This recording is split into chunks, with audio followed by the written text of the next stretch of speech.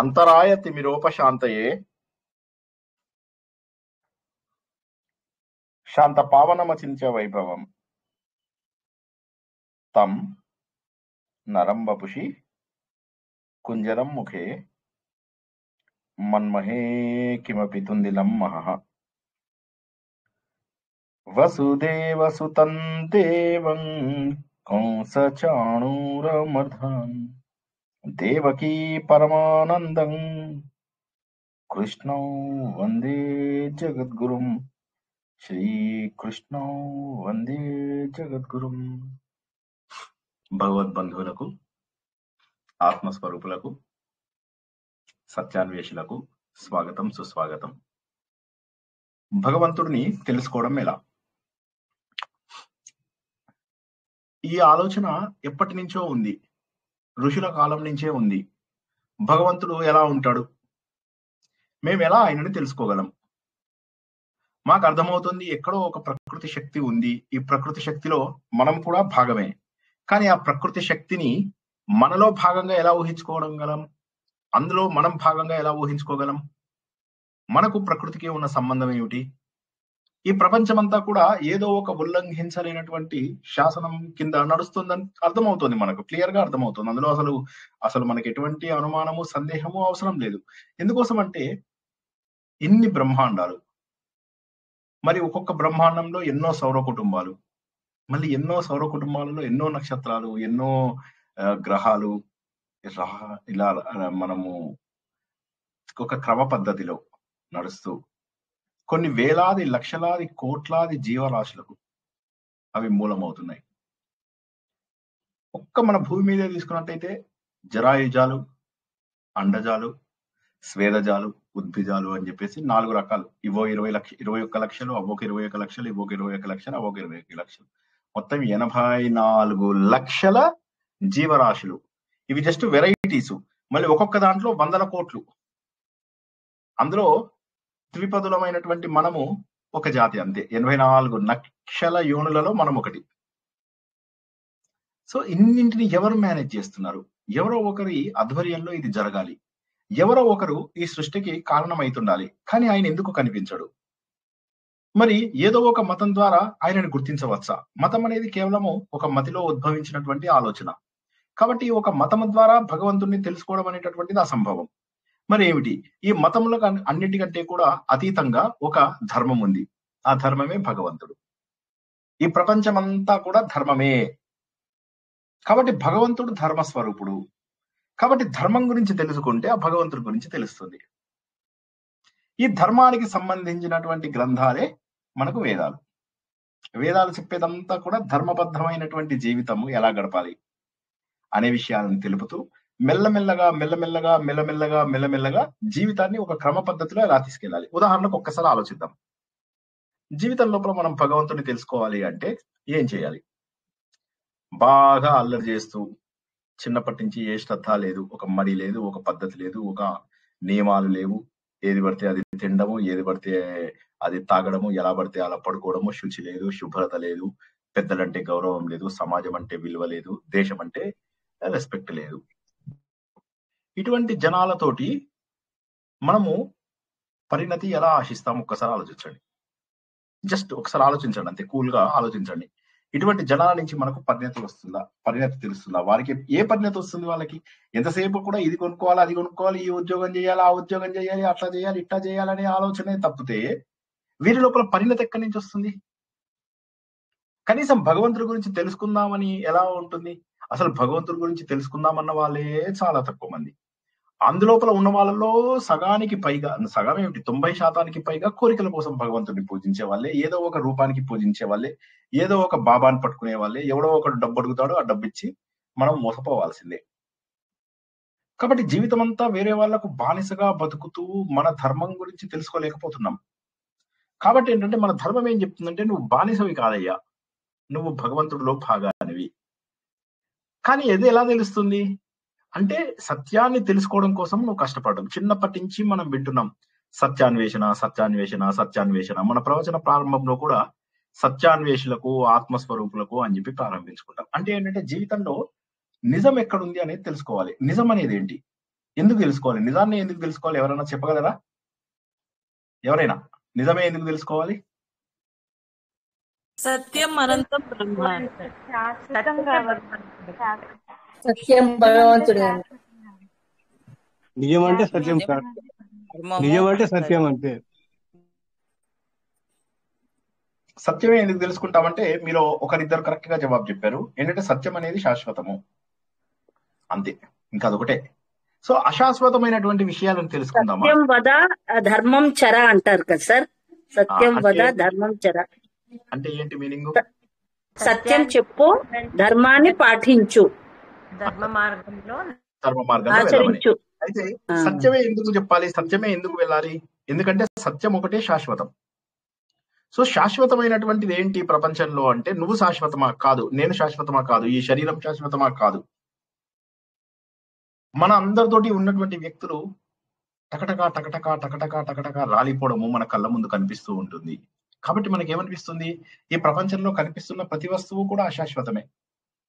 ఒక ఇల్లు కొన్నాళ్ళు వాడలేదనుకోండి, ఇల్లు పాడుపడిపోతుంది. నేను ఉద్యోగం చేసినటువంటి ప్రదేశానికి గత సంవత్సరం వెళ్ళానన్నమాట, ఊరికి ఎలా ఉందో చూద్దామని. మొత్తం పాడుపడిపోయి ఎలా ఉందంటే అలా ఉంది, శిథిలావస్థలో ఉంది. కాబట్టి ఈ ప్రపంచంలో కనిపించే ప్రతి వస్తువు కూడా నాశనం అయిపోయేదే. ఏ వస్తువు కూడా ఇక్కడ ప్రపంచంలో కనిపించే భౌతిక వస్తువు అని ఏదైతే అనుకుంటున్నామో, ఈ వస్తువు నాశనం అయ్యేదే తప్ప ఈ వస్తువు శాశ్వతమైనటువంటిది కాదు. శాశ్వతమైనటువంటిది కేవలం ఒక్కటే, అది సత్యం. ఆ సత్యమే భగవంతుడు. నేను శాశ్వతమా? శ్రీనివాసం అనేటటువంటి దేహం శాశ్వతమా? కాదు. ఎందుకంటే ఈ దేహం అనేది పుట్టినప్పుడు ఒక రకంగా ఉంది, పెరుగుతున్నప్పుడు ఒక రకంగా ఉంది, మధ్య వయస్సులో ఒక రకంగా ఉంది, ఇప్పుడు 50 ఏళ్ల తర్వాత ఒక రకంగా ఉంది, చివరికి ఈ శరీరం కూడా ఉండదు. కాబట్టి మనకి ఇక్కడ ఏమర్థమవుతుందంటే శరీరం శాశ్వతం కాదు. పోనీ మనస్సు శాశ్వతమా? కాదు. ఇవాళ ఉన్నట్టుగా మనస్సు రేపు ఉండదు, కాబట్టి మనస్సు శాశ్వతం కాదు. భార్య పిల్లలు శాశ్వతమా? లేదు. నిన్న లేరు భార్య పిల్లలు, ఇవాళ వచ్చారు భార్య పిల్లలు. రేపు మనం భార్య కంటే ముందు వెళ్ళిపోవచ్చు, లేదా భార్య మనకంటే ముందు వెళ్ళిపోవచ్చు. కాబట్టి వారు శాశ్వతం కాదు. బంధువులు శాశ్వతమా? బంధువులు కూడా శాశ్వతం కాదు. స్నేహితులు శాశ్వతమా? స్నేహితులు కూడా శాశ్వతం కాదు. మరి ఎవరు శాశ్వతం? సో ఇది ఆలోచించడం అంటే ఇది. నేను ఎప్పుడు ఆలోచన ఎలా మనకు క్రియేట్ చేయాలి, ఆలోచనలో ఎలా ఉండాలి అనేది చెప్తున్నాను. ఇలా ఆలోచించడం మొదలెట్టండి. మొదలెట్టినప్పుడు ఏమవుతుందంటే సమాజం పైన విరక్తి రావడం అంటూ మొదలెడుతుంది. ఎలాగో చచ్చిపోతాలే, చచ్చేదాకా ఆనందంగా ఉంటే చాలు. అది కాదు అక్కడ విషయం. ఆనందంగా ఉండాలి, అది వేరు. కానీ ఆనందం అనేటటువంటిది ఎలా ఉండాలి? విద్యాప్రకాష్ ఆనందగిరి గారు, ఆయన మహానుభావుడు, ఆయన చెప్పినటువంటిది ఒక చిన్న కథ చెప్తాను. ఆయన ఏమన్నారంటే, ఒక శునకం ఏం చేసింది అంటే, దానికి ఒక ఇంట్లోపల యజమాని లేడు, బయటికి వెళ్ళాడు. అక్కడ ఒక గిన్నె లోపల చక్కటి ఆహారం ఉంది. ఇది వెళ్ళిపోయి ఏం చేస్తుంది? ఆహారంలో తలబెట్టి ఎంజాయ్ చేస్తుంది అన్నమాట, తినేస్తుంది అది. కానీ అది తింటోంది, కానీ దాని చూపంతా బయటకే. ఎందుకంటే ఏ క్షణంలో యజమాని వచ్చి దాని తల మీద కొడతాడో అది ఎన్ని ముక్కలు అవుతుందో తెలియదు. అందులో అసలే మంచిగా వండి పెట్టినటువంటి పదార్థమే, గట్టిగా కొడితే తల పగలచ్చు కూడాను, చచ్చిపోయే అవకాశం కూడా ఉంది. కానీ ఇది మాత్రము ఆ పదార్థాన్ని నాకుతూ ఎంజాయ్ చేస్తుంది. ఇప్పుడు మనకు ఉన్నటువంటి సుఖం ఇది, మనము అనుభవిస్తున్నటువంటి సుఖం ఇలాంటిది. ఎందుకంటే ఉంది, సుఖంతో పాటు దుఃఖం ఉంది. ఏ సుఖము శాశ్వతం కాదు. కాబట్టి సుఖంతో పాటుగా దుఃఖం అనేటటువంటిది ఉంది. జీవితం లోపల ఎదుగు బొదుగులు అనేటటువంటివి ఉంటూ ఉంటాయి. కాబట్టి ఏమవుతుందంటే మన జీవితము పడిపోయేటటువంటి అవకాశం ఉంది, మన జీవితము మనము కోల్పోయేటటువంటి అవకాశం ఉంది. సో అది ఆలోచన వచ్చినప్పుడు ఏమనుకుంటాము? కానీ అలా కోల్పోయాలని పడిపోతానా? ఇంతేనా నా జీవితం? పుట్టాను, పెరిగాను, చనిపోతానా? ఇంతేనా? కాదు. నేను కూడా శాశ్వతుడని అయి ఉండాలి. లేకపోతే పూర్వజన్మ సుకృతం ఏమీ చేయకుండా ఒక్కసారి ఆలోచించండి. ఈ జన్మతోటే నాకు జీవితం ఆగిపోయింది అని ఎంతమంది అనుకుంటున్నారు? మొహమాటం లేకుండా, ఇది కేవలం డిస్కషన్ కోసం చేయండి, నిజంగా చేయాలని కాదు. ఎవరన్నా నన్ను ప్రశ్నించండి, వచ్చే జన్మ లేదు, పూర్వజన్మ లేదు అని ఎవరైనా అడగండి నన్ను. గట్టి వాదన చేయండి నాతో ఎవరైనా. సార్ మాకు పూర్వజన్మ లేదు సార్, వచ్చే జన్మ లేదని. అంటే మొహమాటం పడకుండా అడగండి అంటున్నాను. నన్ను క్వశ్చన్ చేయమంటున్నాను. తెలియదు కదండి సార్. సార్ ఇప్పుడు ఒక జన్మ అనేది వస్తుంది. మీరు జవాబు చెప్పొద్దు, నన్ను ప్రశ్నించండి అంటున్నా. మీరు జవాబు చెప్తున్నారు, ప్రశ్నించండి. ఎలా ఉంటుందని చెప్పి నన్ను గట్టిగా క్వశ్చన్ చేయండి, నన్ను విసుక్కోండి. అంటే సార్ అంటే మేము చెయ్యం కానీ మా అమ్మాయి అయితే చేస్తుంది మమ్మల్ని. అంటే నీకైతే ఎంజాయ్మెంట్ లేదని, మాకు ఇంకో జన్మ ఉందని, మాకు అలా ఏం లేదు, మేము ఎంజాయ్ చేయాలి అంటుంది అంతే. వాళ్ళంటే అంతే. సో ఇప్పుడు ఏమైతుంది, మరి జన్మ లేదు అనుకుంటాం. జన్మ లేదు అన్నప్పుడు ఒక్కసారి ఆలోచించండి, ఈ జన్మలో ఇదే కుటుంబంలో ఎందుకు పుట్టారు? ఒక్కసారి ఆలోచించండి, ఇదే కుటుంబంలో ఎందుకు పుట్టారు? ఇప్పుడు మీరు ఇక్కడ పుట్టకుండా ఏ పాకిస్తాన్లోనో పుట్టుంటే ఏమయ్యేది? ఏ సౌత్ ఆఫ్రికాలోనో పుట్టుంటే ఏమయ్యేది? ఏ బీద దేశంలోనో పుట్టుంటే ఏమయ్యేది? అసహ్యంగా పుట్టి గొప్ప దేశంలో పుట్టిన లాభం ఏముందని నేను తెలుసుకున్నాము. కాబట్టి ఎన్నో చోట్ల మనం జన్మించేటటువంటి అవకాశం ఉండగా ఒకే కుటుంబంలో మనం జన్మిస్తున్నాము, ఒకే ఇంట్లో చదువుకుంటున్నాము, ఒకే ఇంట్లోపల తల్లిదండ్రులు గాని, మనకు వచ్చేటటువంటి బంధువులు గాని, వీళ్ళందరూ కూడా మనకు అనిపించడం లేదా ఇవన్నీ ఏదో ఎవడో రాసి పెట్టినట్టుగా జరుగుతున్నాయి అని అనిపించడం లేదా? ఉదాహరణకి మీరు ఎంతో కష్టపడి సిన్సియర్ గా ఒక పరీక్ష రాస్తారు. ఆ పరీక్ష రిజల్ట్స్ చాలా సార్లు మీరు అనుకున్నట్టుగా వస్తాయి. కానీ మీరు చాలా బాగా రాసినా కూడా మీరు అనుకున్న ఫలితం రాకపోవడం ఎప్పుడైనా జరిగిందా? ఎవరైనా జవాబు చెప్పండి. జరిగింది సార్. రాకపోవడం జరిగింది సార్, రీసెంట్ గా జరిగింది సార్. సో అందరూ సార్ అందరూ బాగా రాయకపోయినా కూడా మంచి మార్కులతో పాస్ అయిన ఉదాహరణ వచ్చింది సార్ నాకైతే. అబ్బో, వీడసలు సూపర్ కదా! మీ అదృష్టం పండిపోయింది అలాగా. మీరు బాగా సినిమాలు చూస్తారు కాబట్టి దేవుడు అనుకున్నాడు, సరేలే వీడికి ఎందులోనో ఒక దాంట్లో బాగా నాలెడ్జ్ ఉందని చెప్పేసి అక్కడ మార్కులు ఇచ్చాడు అనమాట. వండర్ఫుల్. ఇంకా ఇటువంటి అందరికి ఇటువంటి అనుభవాలు ఏవో ఉండే ఉండాలి. ఒక్కొక్కసారి మన అదృష్టం కొద్దీ కొట్టుకొచ్చేస్తాం. ఒక్కొక్కసారి రోడ్డు మీద నడుస్తూ ఉంటాము, ఆల్మోస్ట్ ఒక ఆటోవాడు మనకు గుద్దినట్టుగా గుద్దేసి పక్కకి వెళ్ళిపోతాడు. అది మనం అమ్మా ఎంత అదృష్టం ఇవ్వాలో అనుకుంటాం. ఒక్కొక్క రోజు ఏమవుతుంది, మన స్నేహితులందరూ అపాయాన్ని నుంచి తప్పించుకుంటారు, కానీ మనకొక్కరికే ఒక ప్రమాదము జరగడం అంటూ సంభవిస్తుంది. ఇటువంటివి మీరు చూసి గాని అనుభవించగాని లేరంటారా? ఒక్కసారి జవాబు చెప్పండి ఎవరైనా. ఉన్నది సార్, అయింది సార్ మాకు. ఇస్తాం సార్. సో మరి ఇవన్నిటికీ చాలా ఏదో పెద్ద ఒక ఎక్స్పీరియన్స్ అయింది సార్ మాకు అట్లా. ఎస్ ఎస్ బెంగళూరులో క్యాబ్ లారీని కొట్టింది సార్. దేవుడి దయ వల్ల ఆ లారీ పక్కకుంది, అది రన్నింగ్ కాదు కాబట్టి మేము లోపల గ్లాసులు పగిలి సేవ్ అయ్యాం, కానీ కొంచెం టెన్షన్ చిన్న చిన్నవి అయినాయి సార్. సో అదృష్టంగా తప్పించుకున్నారు. కానీ కొంతమంది జీవితంలో చిన్న తప్పు వాళ్ళ జీవితాన్ని తుడిచిపెట్టేస్తుంది కాదంటారా? ఏ తప్పు లేకుండా మీరు క్యాజువల్ గా రోడ్డు మించి వెళ్తుంటే ఎవడో లారీ వాడు వచ్చేసి మనల్ని తీసుకెళ్లిపోయిన అవకాశాలు లేవా? మన అదృష్టం అంటే ఏమో చెప్పలేము, ఏం జరుగుతుందో తెలియదు. అసలు ఏమి సంబంధం లేని వాళ్ళు ఎందుకు దేహాన్ని చాలిస్తున్నారో, దేహయాత్ర ఎందుకు ఆగిపోతుందో తెలుసా మనకు? ఏం జరుగుతుంది అసలు? అంటే ఏం జరుగుతుంది? ఏదో ఒక కారణం లేకుండా ఇవన్నీ జరుగుతున్నాయా? ఓకే, నేను ఎంజాయ్ చేయాలి అనుకుంటాను. సరే, ఇప్పుడు మన పిల్లలందరూ మేము ఎంజాయ్ చేయాలి, మీకు చెప్పినట్టుగా కాదు, మాకున్నది ఒకటే జన్మ, జిందగీ నా మిలేగి దూబారా. ఓకే ఫైన్, రెండోసారి దొరకదు మనకు. ఓకే, ఉన్నది ఒకటే జీవితం, కరెక్ట్. సరే ఎంజాయ్ చేయండి చూద్దాం. మీరు ఎంజాయ్ చేద్దామంటే చేయగలుగుతారా? సరే, ఇప్పటిదాకా మీరు అందరూ ఏంటంటే మీ పిల్లలు అంటున్నారు ఏంటంటే ఎంజాయ్ చేయడం అనేది మా జన్మ హక్కు కాబట్టి మేము ఎంజాయ్ చేస్తాము అంటున్నారు కదా. సరే, వాళ్ళనే అడగండి. ఎంజాయ్ ఇప్పుడు ఈ గ్రూప్ లో ఉన్న వాళ్ళలో సంతోషంగా ఉండకూడదని ఎంతమంది అనుకుంటున్నారు? ఒకసారి చేయలేపండి. మాకు సంతోషంగా వద్దు, మాకు అన్ని కష్టాలు బాధలు కావాలి. ఎంతమంది ఎవరు లేదు సార్. ఎవరు కోరుకోరు సార్. అలా ఎవరు కోరుకోరు కదా సార్. ఎందుకు కోరుకోరంటారు? కొంతమంది కోరుకుంటారు, దేవుడా నాకు బీపీ తెప్పించు, నీ కొండ మీదకి వస్తా, నాకు షుగర్ తెప్పించు, నేను గుండు తీసుకుంటా అనే వాళ్ళు ఉండరంటారా? ఉంటారేమో. ఎవరు అడగరు కదా సార్, అలా అడగరు సార్. పోతే చాలు అనుకుంటారు. కలియుగంలో లేరు సార్ అలాగా. కలియుగంలో ఎవరు అలాంటి వాళ్ళు లేరు సార్. ఓకే, సో ఇప్పుడు మరి మీ పిల్లలు ఇప్పుడు మీ పిల్లలు అడిగిన ప్రశ్నకు జవాబు చెప్తాం. మీ పిల్లలు ఏమంటున్నారు? మేము ఎంజాయ్ చేయాలనుకుంటున్నాం. ఓకే, మరి మీరు అనుకోవట్లేదా ఎంజాయ్ చేయాలని? ఇప్పుడు మీ పిల్లలకు మీకు ఏంటి తేడా చెప్పండి. ఇందాక ఎవరు చెప్పారు? ఎవరో చెప్పారు కదా ఇందాక, మా పిల్లలకి మాత్రం ఇటువంటి ప్రశ్న ఉంది, మేము ఎందుకు ఈ దేవుడు, ఈ జన్మలు ఇవన్నీ ఆలోచించాలి, ఇదే జన్మలో మేము ఎంజాయ్ చేద్దాం అనుకుంటున్నాం. అందుకే మాకు అనిపించట్లేదు. ఏంటండి? ఆల్రెడీ ఎంజాయ్ చేస్తున్నాం కదా సార్, మా పిల్లలు చేయలేరు కాబట్టి వాళ్ళకి అలా అనిపిస్తుంది. అవును సార్, అది కరెక్టే సార్. అంటే ఒకటి ఏంటంటే ఎంజాయ్ చెయ్యడము చెయ్యకపోవడం అనేది మన చేతిలో ఉందంటారా? ఆలోచించండి ఒకసారి. ఉదాహరణకి హనీమూన్ కు వెళ్దామని ఒక భార్య భర్త పహల్గామ్కి వెళ్తారు. వెళ్తే వారిని క్రూరంగా ముష్కరులు తుదముట్టించడం మనం చూసాము. దురదృష్టం. అవునా? మరి వాళ్ళు ఎంజాయ్ చేద్దామని కాదా వెళ్ళిందంటారు మీరు? అవునా? మరి 1 వీక్ పోయింది సార్. మరి దారుణంగా అనిపించింది వాళ్ళని చూస్తే. చిన్న పిల్లలు ఒకరి తర్వాత ఒకరు మాట్లాడండి. సునీత గారు, తర్వాత సూర్యశ్రీ గారు, సునీత గారు, సూర్యశ్రీ గారు, విజయ్ కుమారి గారు, ఒకరి తర్వాత ఒకరు మాట్లాడండి. సునీత గారు, తర్వాత సూర్యశ్రీ గారు, తర్వాత విజయ్ కుమారి గారు, ఒకరి తర్వాత ఒకరు చెప్పండి.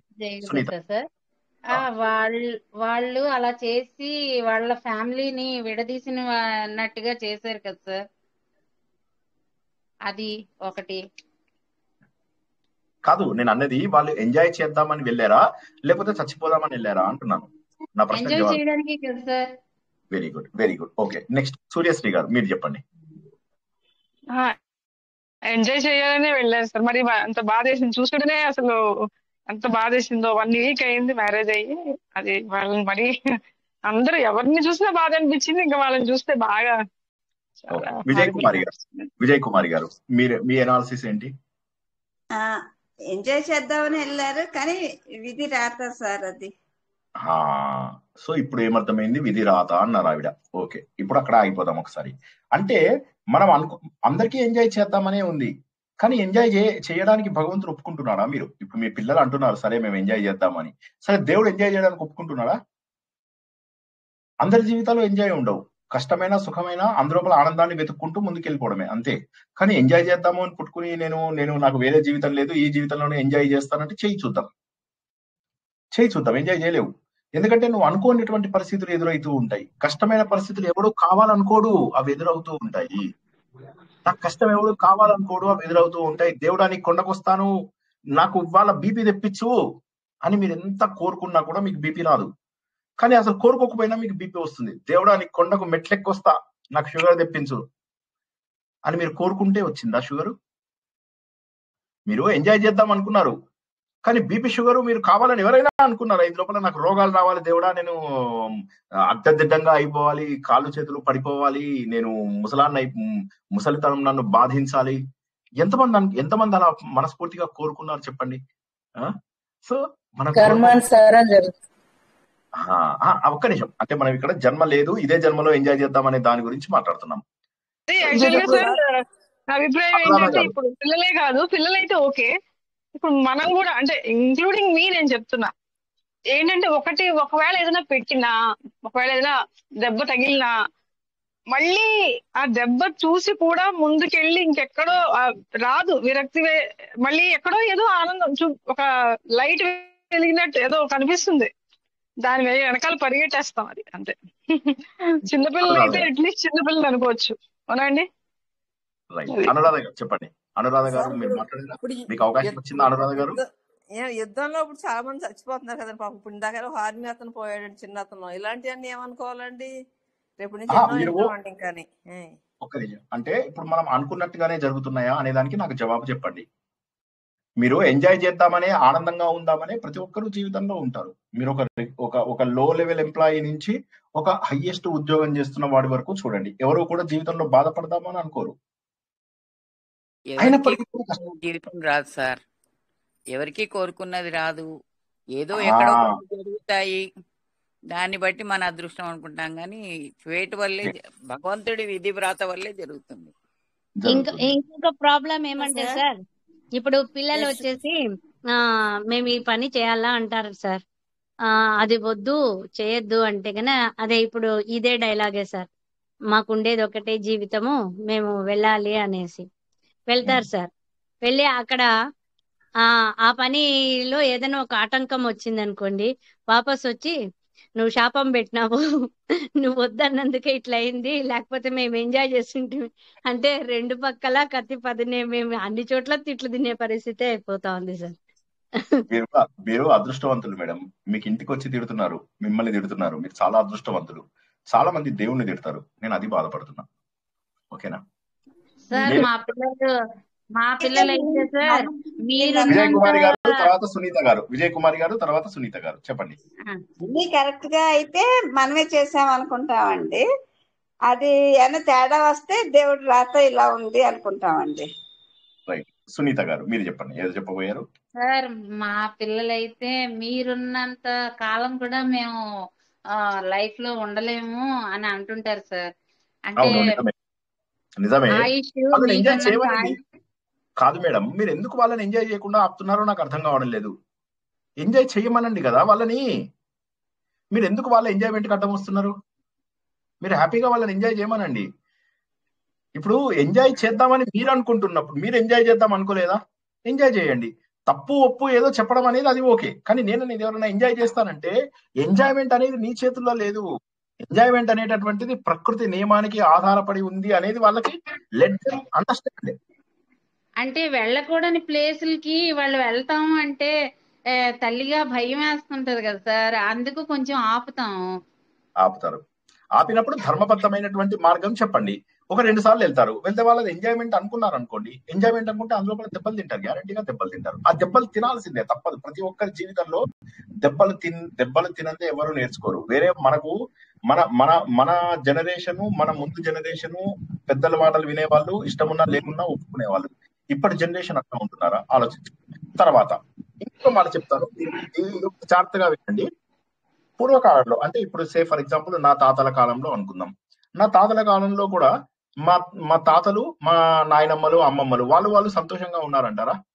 ఒకరి మాట ఒకరు. ఆ రోజుల్లో ఆడపిల్లలకి తొందరగా పెళ్లి చేసేసేవాళ్ళు. మగవాడు ఒక 10 ఏళ్ల డిఫరెన్స్ ఉండేది. ఆడవాళ్ళకి మగవాళ్ళకి సుమారుగా 8 నుంచి 10 ఏళ్ళ 15 ఏళ్ళ దాకా డిఫరెన్స్ ఉండేది. ఎందుకంటే మగవాడు బాధ్యత ఉంటుంది కాబట్టి వాడికి మెచ్యూరిటీ ఉన్నవాడు. ఆడపిల్లలు ఏంటంటే కుటుంబంలో అడ్జస్ట్ కావాలి కాబట్టి తొందరగా పెళ్లి చేసేవాళ్ళు. సరేనా? వాళ్ళిద్దరూ కాపురం చేశారు 30 ఏళ్ళు. తర్వాత వాళ్ళు ఎలా కొట్టుకునే వాళ్ళు అంటారు? మీరు కాట్ల కుక్కల్లాగా కొట్లాడుకునే వాళ్ళు కాదంటారా? వాళ్ళ జీవితం అంతా కూడా ఒకళ్ళ మాటలు ఒకళ్ళు విన్నారా? నాకు చెప్పండి. అంటే కొద్ది మంది జీవితాలు, మీరు ఎక్సెప్షన్ కేసెస్ చెప్పద్దు. ఒక్క నిమిషం ప్లీజ్. ఎక్సెప్షన్ కేసెస్ చెప్పకుండా హోల్ హార్టెడ్ గా చెప్పండి. కరెక్ట్ సార్, ఏ మీరు అన్నది రైట్ సార్.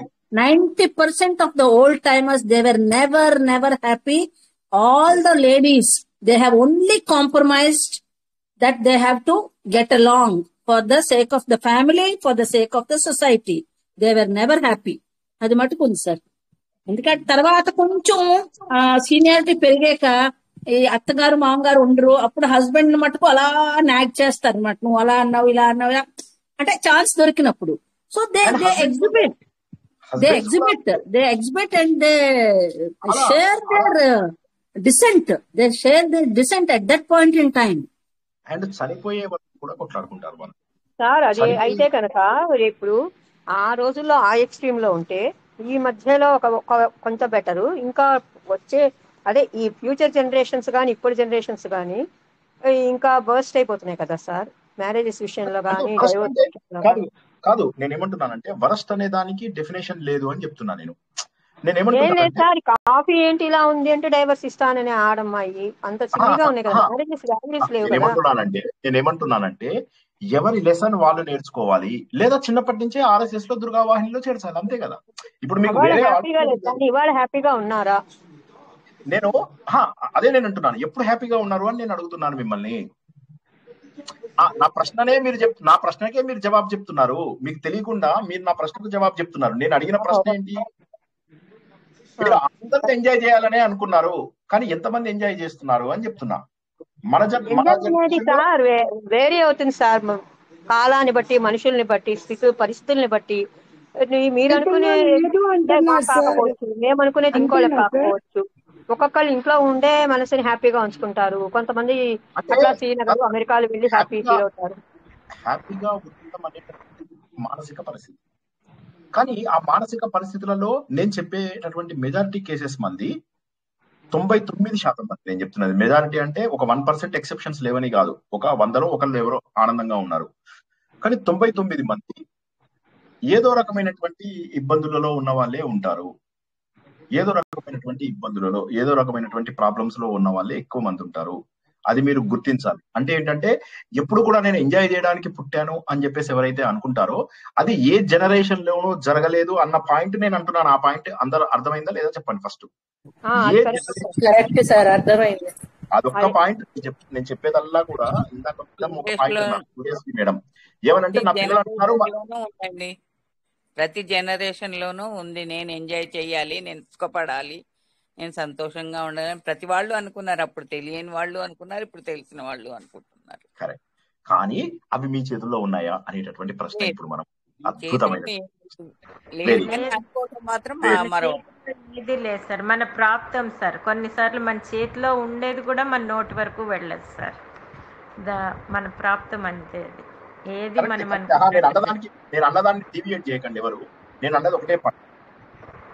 ఎవరైనా బాధపడదాము అని అనుకుంటారా ప్రపంచంలో? అనుకోకపోయినా కష్టాలు ఎందుకు వస్తున్నాయి? అనుకోకపోయినా ప్రాబ్లమ్స్ ఎందుకు వస్తున్నాయి?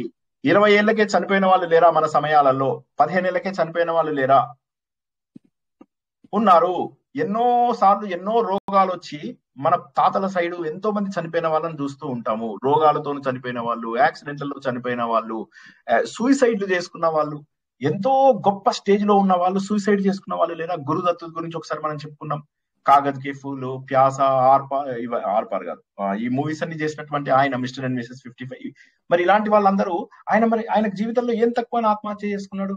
హాలీవుడ్ హీరోస్ లో ఎంతో మంది ఆత్మహత్య చేసుకున్నారు.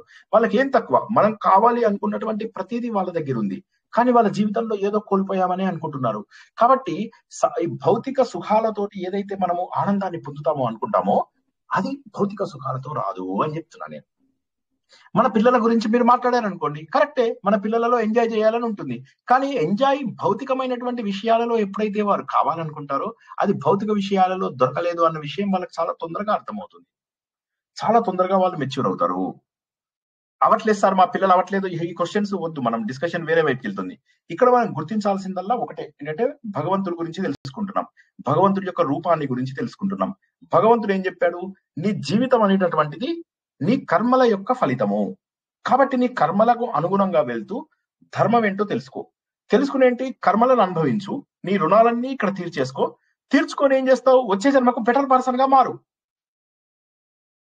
కానీ ఎంతమందికి ఇష్టం ఉంటుంది? ఎంతసేపు ఏదో ఒక పూజ చేసేద్దాం, నోము చేసేద్దాము, దండం పెట్టేసుకుందాం దేవుడికి, పాటలు పాడదాం, డాన్సులు చేద్దాం, అందరూ ఒక చీర నేను ఒక చీర, అందరూ ఒక టైప్ ఆఫ్ తెల్ల డ్రెస్లు, నేను ఒక్కని బ్లూ కలర్ షర్ట్, ఎందుకంటే అందరికంటే డిఫరెంట్ గా కనిపించాలి. ఇలా చేస్తూ మనం ఏం చేసుకుంటున్నాము? మనం ఇలాగా పిచ్చి పిచ్చి వాటి లోపల మనము మన సమయాన్నంతా కూడా వృధా చేసుకుంటూ మనం అసలు భగవంతుడి వైపు వెళ్లకుండా హంగులలో ఆర్భాటాలలో ఉన్నాం. కానీ పూర్వకాలం నుంచే ఏంటంటే మన ఋషులందరూ కూడా దర్శించడానికని ప్రయత్నం చేశారు. ఏమని ప్రయత్నం చేశారు? ఏమిటి అసలు ఈ అన్నిటికీ కారణం ఏమిటి? జీవితం అనేది ఒక్కొక్కరికి ఒక్కొక్క రకంగా ఎందుకుంది, వీరు ఏమి పాపం చేశారని విశ్వనాథ సత్యనారాయణ గారు చెప్పే కదా, మా డిస్టెంట్ రిలేటివ్ అన్నమాట. ఆయన రాసిన ఒక పుస్తకంలో ఆయన ఒక విషయం అంకితం చేసి ఆయన రాశారనమాట. అంకితం చేసిన వ్యక్తి గురించి రాశారు. కొంతమందికి బాల్యంలో కలిసి వస్తుంది, కొంతమందికి యుక్త వయసులో కలిసి వస్తుంది, కొంతమందికి వృద్ధాప్యంలో కలిసి వస్తుంది, కొంతమందికి జీవితం మొత్తము కలిసి రాదు. అటువంటి నా ఆప్తమిత్రుడికి ఇది అంకితం అని చెప్పేసి రాశారనమాట. సో మరి వాళ్ళు ఏం తప్పు చేశారంటారు?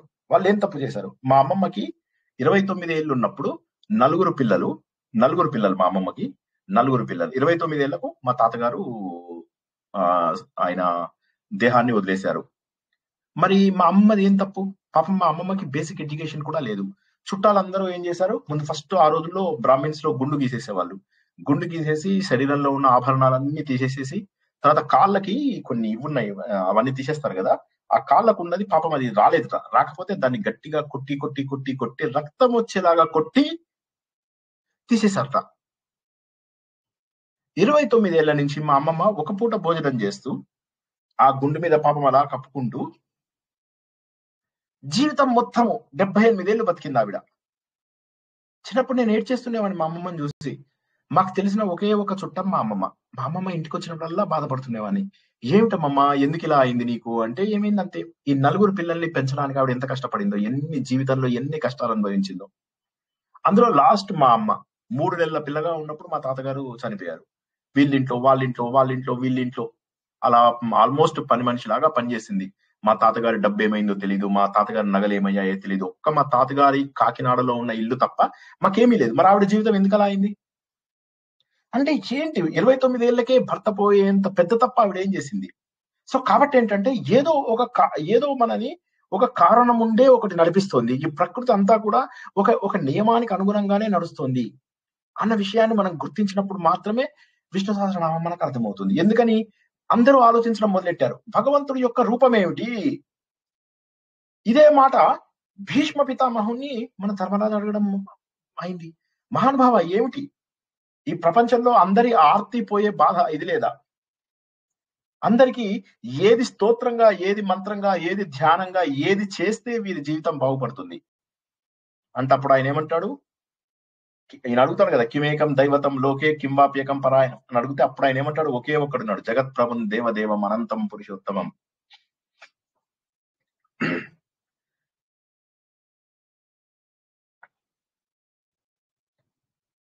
భగవంతుడు మార్గంలో మాత్రమే ఒక వ్యక్తి సంతోషంగా ఉండగలడు.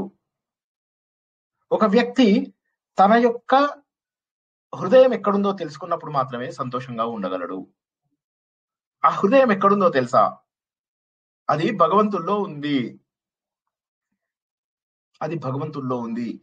నువ్వు భగవంతుడి నుంచి దూరమైనటువంటి ఒక తెలియనటువంటి అజ్ఞానివి. ఇప్పుడు మళ్ళీ భగవంతుడిని తెలుసుకోవాలనేటటువంటి ప్రయత్నం చేయాలి. ఆ ప్రయత్నం ఆలోచన ద్వారా, భగవంతుడి యొక్క లక్షణాల ద్వారా నువ్వు తెలుసుకోవాలి. అదే అద్భుతమైనటువంటి విష్ణు సహస్రనామం. ఎందుకు విష్ణు సహస్రనామం అంత గొప్పగా చెప్తారు? మీ అందరికీ తెలుసు కదా, విష్ణు సహస్రనామాన్ని ఎలా అయినా సరే అందరితోటి చదివించాలనే దీంతో మనకు విష్ణు సహస్రనామంలో ఎన్ని శ్లోకాలు ఉంటాయండి? పూర్వపీఠిక 120 శ్లోకాలు సార్. 120 108 శ్లోకాలు. 108. పూర్వపీఠిక ఉత్తరపీఠిక తీసేస్తే మీకు 108 శ్లోకాలు ఉంటాయి. మనకి ఎన్ని నక్షత్ర పాదాలు ఉన్నాయండి? 108 పాదాలు. 7 ఎవరి నక్షత్రానికి ఎవరి పాదం అయితే ఆ పాదము యొక్క మంత్రాన్ని సులభమని చెప్తారు. ఇదే నీకు మంత్రం, మహామంత్రం అంటారు. అశ్విని 1 2 3 4. ఓకే, చలో ఫస్ట్ శ్లోకము అశ్విని 1. అశ్వినిలో రెండో పాదంలో పుట్టావా, రెండో శ్లోకం. ఎందుకంటారు ఇవన్నీ? ఎందుకంటే ఇంకా విష్ణు సహస్రనామం అనేది భగవంతుడి తత్వం. ఇప్పుడు లలిత సహస్రనామం ఎక్స్ట్రీమ్లీ టఫ్. లలిత సహస్రనామంలో ఐఎమ్ కాన్ఫిడెంట్ మీకు లలిత సహస్రనామం లోపల శ్లోకాల జ్ఞాపకం ఉండొచ్చు, కానీ తత్వం లోపల సార్ మేము మాకు ఒక 40 శ్లోకాల తత్వం జ్ఞాపకం ఉందన్న వాళ్ళు ఎవరైనా చెప్పండి. మనం చాలా 55, 56 వారాల పాటు చెప్పుకున్నాం కదా. ఎంతమంది మనస్ఫూర్తిగా చెప్పగలరు నాకు ఒక 40 శ్లోకాలదైనా వివరణ జ్ఞాపకం ఉంది సార్ అని? 180 శ్లోకాలలో 40 శ్లోకాల వివరణ జ్ఞాపకం ఉందని ఎవరైనా చెప్పగలరా? కానీ విష్ణు సహస్రనామంలో ప్రతి శ్లోకము జ్ఞాపకం ఉంచుకోవచ్చు అర్థం. లలితా సహస్రనామం ఎంతైతే రహస్యమో, ఎంతైతే డిఫికల్టో, ఎంతైతే మిస్టికో, అంతకంటే సులువైనటువంటిది భగవంతుడిని తప్ప వేరేది తెలియజేది ఇది. అందులోపల సృష్టి రహస్యాలు, యోగా రహస్యాలు, నాడీ రహస్యాలు, కుండలిని రహస్యాలు, what not, extremely difficult part. Chaushati Yogini గురించి తెలుసుకున్నాం. ఎన్ని తెలుసుకున్నాం? మన శరీరంలో ఉన్న ప్రతి అవయవానికి ఉన్న అధిష్టాన దేవతల గురించి తెలుసుకున్నాం. లలిత సహస్రనామం ఈజ్ టఫెస్ట్.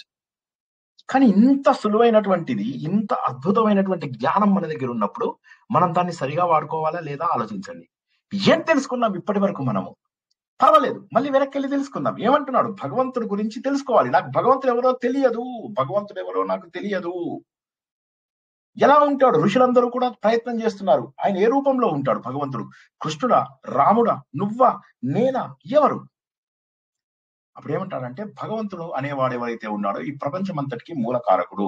అతడికి టైమ్, స్పేస్ అండ్ మెటీరియల్ తో ఈ ప్రపంచం అంతా తయారు చేశాడు. మనం మొదటి నుంచి తెలుసుకున్నామని ఒకసారి క్లుప్తంగా చెప్తున్నా.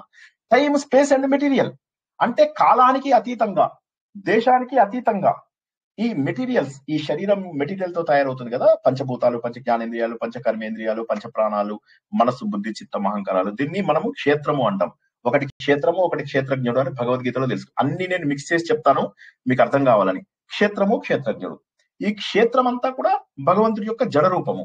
క్షేత్రజ్ఞుడు అందులో ఏదైతే చైతన్య రూపంలో ఉందో అది మన ఆత్మ, అది భగవంతుడిదే, భగవంతుడి యొక్క శక్తి. సో కాబట్టి మెటీరియల్ కూడా భగవంతుడిదే. Time, space, material. భగవంతుడు అన్ని కాలాలలో ఉండగలడు. భూత, భవిష్యత్, వర్తమాన కాలంలో. అర్జునుడిని అదే అడుగుతాడు, నువ్వు ఏ కాలంలో పడితే ఆ కాలంకి వెళ్ళిపో, విచ్చలవిడిగా వెళ్ళిపో. పాస్ట్, ప్రెజెంట్, ఫ్యూచర్ ఏది కావాలంటే ఒకే సమయంలో 1,00,000 ప్లేసుల్లో ఉండు. మనలాంటి వాళ్ళకి అది ఇంపాసిబుల్. ఒకేసారి ఏ శరీరాన్నైనా చూసుకోగలుగుతావు, ఏ శరీరంలోకైనా నువ్వు వ్యాపించగలుగుతావు అని చెప్పేసి అర్జునుడికి చెప్తాడు. అది భగవంతుడు అన్ని రూపాలలో ఉన్నాడు, టైం, స్పేస్ అండ్ మెటీరియల్. కాబట్టి మనము కాపాడుకోవాల్సింది ఏంటి అంటే భగవంతుడితోటి మనకు కావాల్సినటువంటి యోగం. యోగం అంటే అదే సమ్మేళనం, ఆ తాదాత్మ్యమే కావాలి. అదే మనకు ఆత్మ రూపంలో ఉంది. భగవంతుడు అంటే నర రూపంలో ఉన్నాడా? నరుల రూపంలో లేడు, నరోత్తముడు భగవంతుడు. కాబట్టి ఆయన ఎవరు? ఒక సింహ రూపంలో ఉంటాడా? ఉండొచ్చు. మనకు నరసింహ గొప్ప శ్రీమాన్ అని చెప్పేసి తెలుసుకున్నాం, శ్రీమంతుడైనటువంటి భగవంతుడు అని చెప్పేసి తెలుసుకున్నాం మనం. కాబట్టి భగవంతుడు ఏ రూపంలో ఉన్నా ఈ ప్రపంచమంతా కూడా సూర్యుడి యొక్క కిరణాలలాగా వ్యాపించి ఉన్నాడు, ఇక్కడ ఉన్నాడు అక్కడ లేడు అని చెప్పేసి కాదు. ఎలా ఆయనకు ఒక రూపం ఇస్తావు నువ్వు?